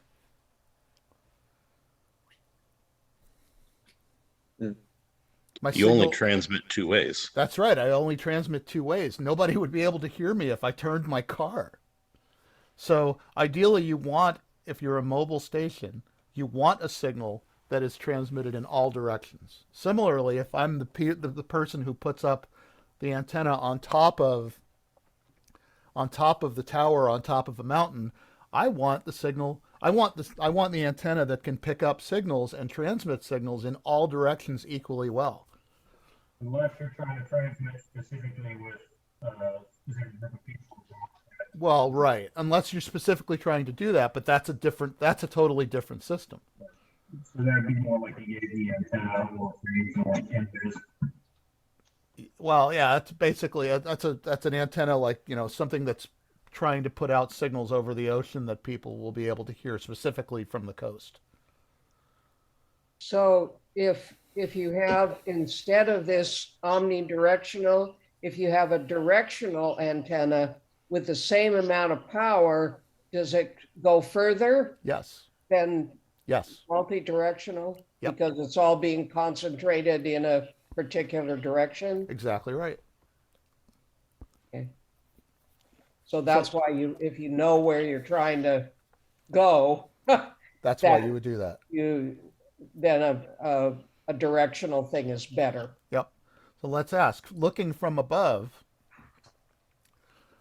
so this is from the sky. Sometimes you'll see an AM radio station that looks like this. It has 4 big towers that are spaced a distance L apart. And these are all fed from a main transmitter, and the cable lengths that feed these are chosen so that these all get power. They may actually put extra length on this one and this one, so they all get the signal at the exact same time. So that the overall antenna pattern, if they all get them at the same time, way out here, it looks as though there are 4 identical transmitters transmitting signals at the same time. So the overall pattern, instead of being something that looks circular, will actually be something that looks like this. And that's why certain AM radio stations will do things like that. This is known as a phased array of verticals. And if you go by Valley River Center, I believe there's one there, out in the Delta Ponds. I think they have 3 verticals for just that reason, and that's to create directionality. Because they don't need to. I want to say they don't need to send a whole lot of signal up to the mountains. They want to send it along the valley. So they space their antennas and feed them that way on purpose. Antennas are fun. Antennas are a lot of fun. Okay. Let's see. What antenna polarization is normally used for long distance weak signal work? That would be horizontal. What polarization do most repeaters and mobile stations use? Vertical or horizontal? Vertical. Vertical, because a vertical polarization will typically give you an omnidirectional pattern. Same direct, be able to talk to everybody. Okay, so long distance and weak signal work is typically horizontal. And what happens if you end up in a situation where you have cross polarized antennas, where you have somebody transmitting with vertical and you try to listen with horizontal, or vice versa? What will happen? You don't connect. You don't. Yeah. The easiest way to think about this is that this antenna will generate a field that's going this way, back and forth. If that field encounters this piece of wire right here, what will happen? It will cause electrons to move back and forth in that direction only. What happens if the wire's like this and this field comes along? How much spacing is there for that signal to do anything? Less surface area for it to contact. There's almost nothing, which is why if you have cross-polarized antennas, you're going to have very, very little signal picked up. Okay, we can also bounce signals off of this thing called the Aurora. Has anyone ever lucky enough to have seen the Aurora? I'm just curious. Yes. Yes. Yes. Was it awesome? Was Yes. it? Yes. Were you in Canada or Alaska when you saw it or something? Alaska. No. Wisconsin. Wisconsin. I was once. I've actually seen it twice. I was once in Canada working. I got out of the mill at 10:30 at night and pulled over at the side of the road and just couldn't believe my eyes. The other time I was flying over Greenland. I was flying to Europe and we were over Greenland and there was an aurora. It was the most awesome thing. But it turns out that what do we bounce signals off of for long distances? Moon. Well, yeah, but you can also bounce them off of ions, right? The ionosphere has ions in it. What's the aurora made of? Ions. It's made of ions. So on the 6-meter band, we can actually bounce signals quite well off of the aurora. You essentially aim your signals up toward the aurora and you listen for stuff being reflected back down. Because the aurora has that shimmer to it, what happens is that radio waves that go into it often sound really distorted on the way back out. If you want to do some enrichment activity, you can listen to you can look on YouTube for auroral contact via 6 meters, and people will sometimes record what it sounds like, and it doesn't even sound human. by the time it gets back out, you can tell that it's audio of somebody talking, but it's really distorted. But you can still get contact for it. We can also bounce signals off of these things called meteor trails, because as a meteor streaks across the sky, it generates a lot of heat. That heat generates an ion trail. The ion trail becomes something that's reflective. So the 6-meter band, and remember the 6-meter band right here, which covers from 50 to 54 megahertz. We can prove that that actually works because we can do our little frequency circle thing.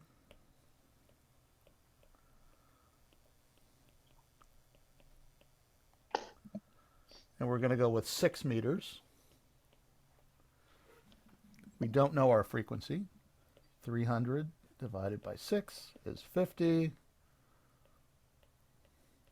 And we'll put a question mark.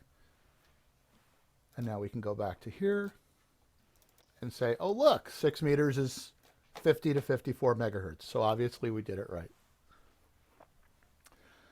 Okay, so the 6-meter band is very good for meteor scatter. But typically, because the meteor trails are very, very short-lived, like 15 seconds long, you don't know exactly when it's going to happen, so you'll basically be transmitting at a very, very high speed. It doesn't work for voice. You need to do either really high-speed Morse code or really high-speed computer data. And then somebody will basically, it might be 5 minutes before you get a response because somebody's waiting, they don't know when the next meteor is going to hit. It could be, if it's 180 an hour, it's only every 20 seconds. And that path might not be something that you can even use. It might not be between point A and point B. So it's truly an experimenter's delight. Tropospheric ducting. Again, ducting is caused by temperature inversions. If you're on the microwave frequencies, rain. Anyone who's ever done, if you have a satellite radio in your car and it starts to rain, you know that it sometimes doesn't work so well. And that's because those operate at microwave frequencies, and microwaves tend to get absorbed by water. On the 10-meter and 6-meter bands, which are on HF and VHF, rain has no effect. So basically water will pass right on through. Propagation of radio signals around the world. There's that thing called the ionosphere. And by the way, we're on page 31 right now. The ionosphere is set up into, it's split into the D, E, F1 and F2 layers.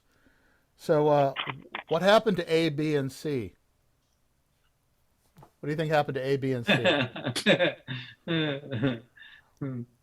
Why don't they exist? I don't know. They left room in case anyone ever discovered them.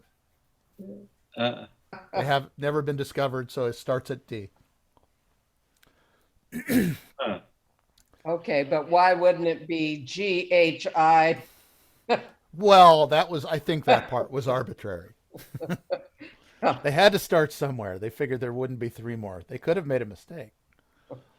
The advantage of the ionospheric propagation is that on HF, very long range communications are possible. So one thing that I would like to share, if everybody will indulge me here.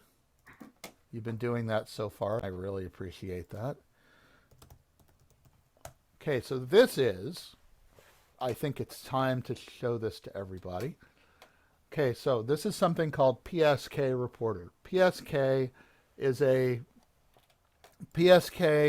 digital mode. FT8 is a digital mode. What this does is, notice that here's our thing called the Earth, right? And we have the day-night terminator, as it's called. We have the gray line, which is the dividing line between night and day. And notice that we have different colored dots. So what you will see on this map is that, for instance, if I were to, it's being a little slow. If I were to zoom in on this, what I'd find is that between the West Coast and Europe, notice that we have this grouping of gray right here, or this, I guess, this kind of like a beigeish, and that band is specifically the 15-meter band, which is 21 megahertz. And up here we have the 17-meter band, which is 18 megahertz. And notice they're actually like little swaths. Up here we have the 14 megahertz band. So really what this is showing us is that different paths are capable of carrying different frequencies based on how long they're going and the angles at which at which the signals are hitting the sky. This is actually really cool. This is some of the most pronounced separation that I've ever seen during the day. Notice that we've also got, interesting. Notice we've also got these red dots in the United States. Basically, what's happening is, with all of these, digital signals are getting decoded by computers. And when people put them out, they indicate where they are. The signal's being decoded and uploaded to a web-based server. The web-based server is then being used to generate a map and separate things by different frequencies. The red indicates 50 megahertz, which is 6 meters. Normally, VHF is line of sight, right? But what do we have here? We have some coverage between, let's say, Oregon and this would be what, like Colorado, Oregon and New Mexico. That's about 1,000 miles. These lines. So let me zoom in here. I'll go and just click on that. This would be sporadic E. This is what's happening on the 6-meter band due to ionization in the E layer. If I were to take a look at this and go DM99, I could also see what the world looks like from there. And it turns out that from that part of western Kansas, not only can they hear the Northwest, but they're also working into the Sacramento area. So there's probably some E-layer clouds somewhere over Idaho and somewhere over Utah. It's a very geometric thing. I could also look and see, okay, well, being that it's summertime, I wonder what's happening back east. And from Maryland, there's some 6-meter openings into what looks like western Illinois and up into the northeast. And let's say DM, no, it's not DM. EM84. So from Atlanta, there's just a couple of paths open from point to point. And what's interesting about this is that for long periods of time, like all winter long, you won't see any of these. This is a summertime thing, so people wait all winter for stuff like this. The other interesting thing is I could show all bands. Let's look at from the Atlanta area. It'll probably be very crowded as soon as it's done loading. Notice that we have, again, different colors going to different places, indicating that different bands are working well. We could also, however, pick, let's say, QF22. And I know that this is going to be Australia. And notice we'll probably have a very different looking map eventually. Okay, so notice Australia, for whatever reason, has no propagation whatsoever to the United States. But look at the map between Australia and Europe right now. And a lot of that is following this day-night dividing line, the direction of the day-night divider. And this will change from season to season, month to month, and it's never the same thing twice. It kind of follows a general rule, but I honestly would have expected more of the, I guess more of the wintertime bands to be alive, but they're not right now. So, okay. So that's why we like to play HF. HF is wonderful for long distance communications and for experimenting with propagation. If you've ever listened to the shortwave bands, that's what HF is. So that's why you can use it to hear around the world. Which of the following bands may provide long distance communications during the peak of the sunspot cycle? That can be either 6 or 10 meters. Because of the way the ionosphere changes during the day, propagation is best on higher frequency bands during the day and better for the lower frequency bands at night. The reason being that,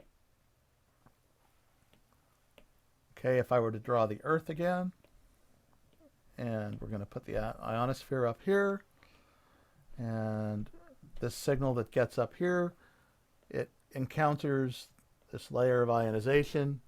Depending on the density of ions, that determines the maximum frequency, known as the MUF, that can be refracted or bent back down to Earth. If my signal that I'm putting up there is too high a frequency, it will pass right through that ion cloud. If it's below the maximum usable frequency, it will be bent depending on the frequency that'll determine what the angle is, that'll determine where it ends up. So the more dense the ion cloud that forms, the higher the frequency that works. And that's why the higher frequencies will work well during the daytime, and the lower frequencies will work well at nighttime. So if I were to show you this chart again,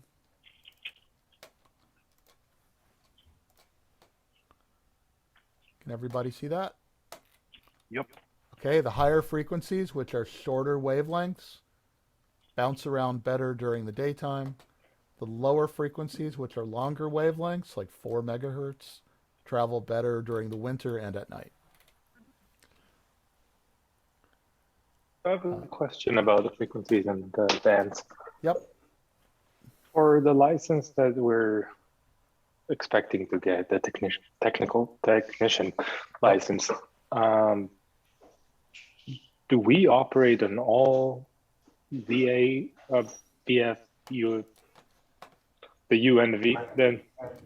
Yeah, you have, as a technician, you have access to everything 30 megahertz and up.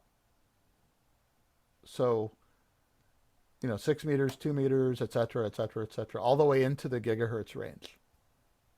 So what privileges do you get with the higher licenses? The higher licenses you get, well, you notice that down here, they're segmented as E, A, and G.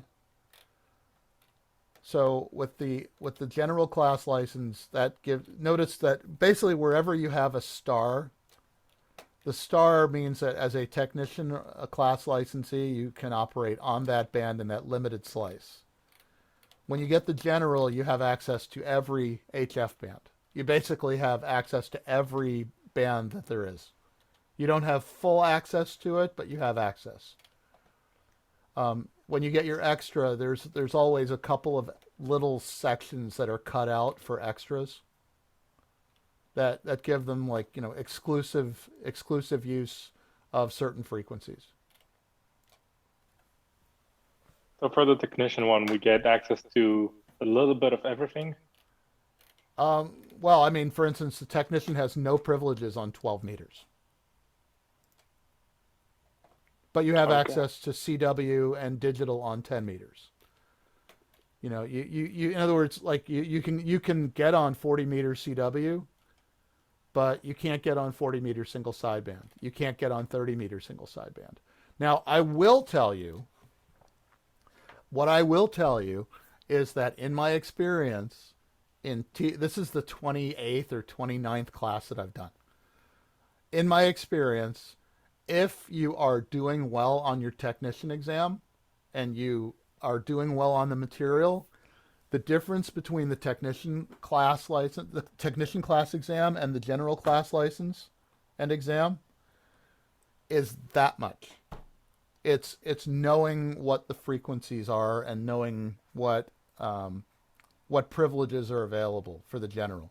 The theory is very, very similar, and I tend to go a little bit further than you need to go for the technician anyway. And I've had a lot of people who go through and do well on the technician exam, and either come very close to or sometimes pass the general exam also.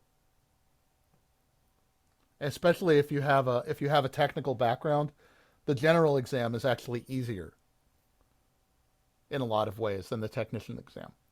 And you still have to take the technician to take the general after. Yeah. But the other thing is, if you do the exam like with the Anchorage group and you just crush the technician exam, they'll usually say, "Hey, do you want to try the general?" And there's no charge for it. So. Okay, thank you. Yep. And that's only for transmitting, right? Yeah. Anybody can receive anywhere. Okay. Which of the following is a likely cause of irregular fading of signals received by ionospheric reflection? Random combining of signals by different paths. So we know that different paths will cause signals to arrive at the same time or at slightly different times, which will cause them to add or subtract. And if they subtract, you get a fade. So that's random combining. And skip signals that bounce off of the sky, when they get back, the ionosphere has a way of twisting things around. So basically, if you have something that's going horizontally, when it gets up to the sky, the energy gets absorbed and re-radiated. It comes out in all directions. So some of it's going to be vertical, some of it's going to be horizontal. So if you're building an HF antenna, it doesn't matter what the polarization is going to be.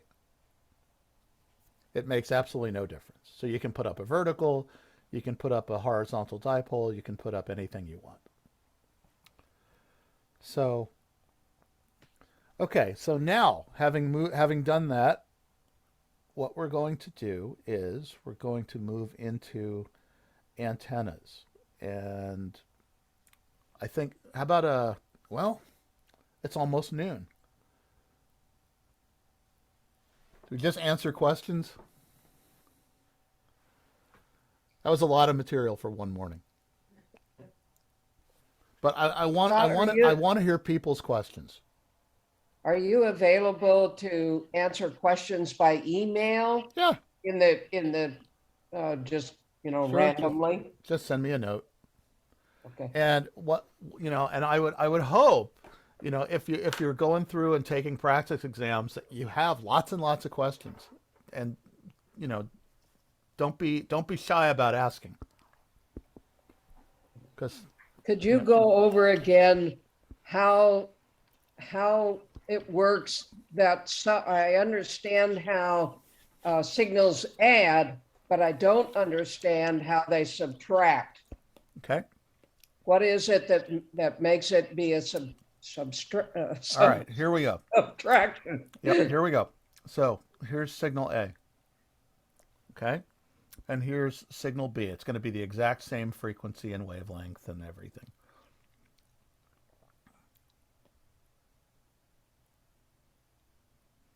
Right? Okay. If I were to line these up, they would add together, right? We're going to do it point by point. They're ideally they're the same frequency if I drew them correctly. You're going to be peaking at the same time, and you're going to be hitting the negatives at the same time. These are all going to line up, and they're all going to add and subtract. Well, what's the sum of this and this? They're both big, right? The sum is going to be bigger. Well, what's the sum of negative and negative? It's going to be bigger negative. The sum of big and big is going to be bigger. Negative and more negative is going to be negativer. And this is going to be bigger. So the sum of this is going to be a situation where everything lines up and it's going to add. But now I'm going to take this signal and I'm going to mess everything up. I'm going to take the exact same signal, but I'm going to shift it. Okay, so there's one wave. I'll make another one like that. Okay, but now I'm going to take the same signal and I'm going to shift it 180 degrees. Because how many degrees are in one full cycle? One full circle? 360 degrees. Right? That's the same as going around that circle one full time. So I'm going to shift the signal by 180 degrees. Either way, it doesn't matter. I'll shift it back I'll shift it that way. I'll say that the other one took 180 degrees longer. So I made it take a half a wave extra length. So what I'm going to do is I'm going to say that this got there right here.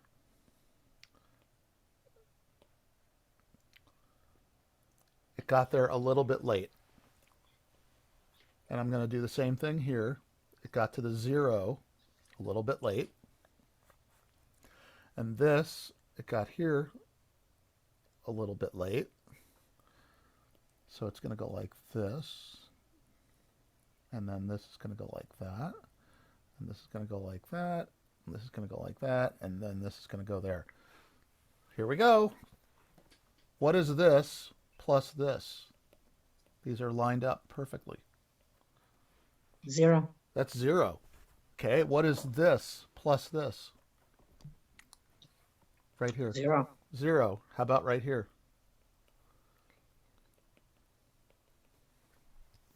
0 again. 0 again. How about right here?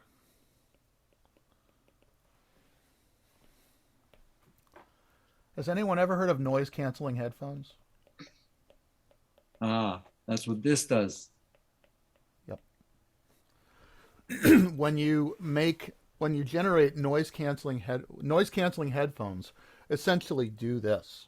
That this is the sound of the noise that's being picked up by your headphones, and they will essentially, if it's a pure sine wave, they'll be able to shift it 180 degrees. More than likely what they'll do is they'll just take it and they'll multiply it by a negative, and they'll take it and subtract. They'll generate an inverse of it and just add them together. That's exactly what noise canceling headphones do.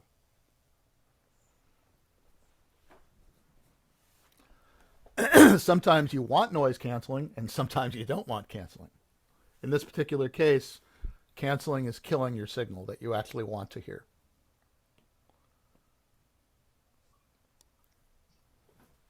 And that's because the signal is taking an extra half wavelength distance to get to where it needs to go.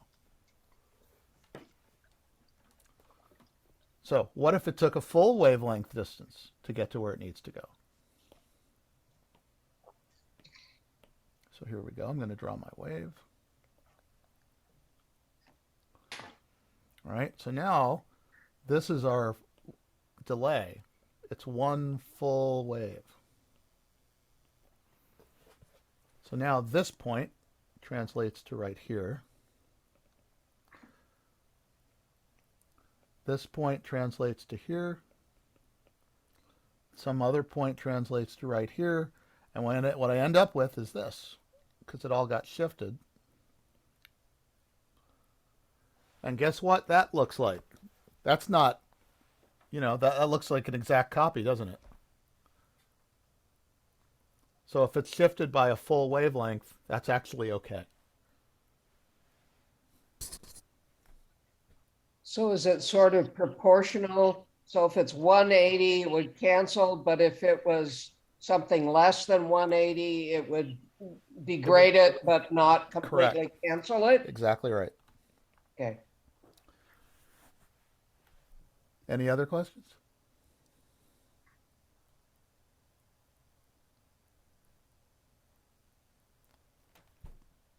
Nothing else for today, huh?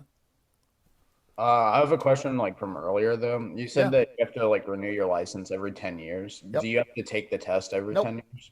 Nope, Okay. you take it once. Got it. It's good until you let it lapse.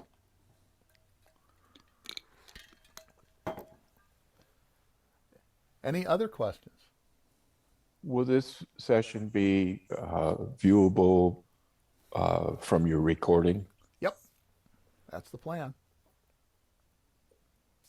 Is that afterwards? Yeah. I have Very to. good. In fact, I'm going to stop recording now.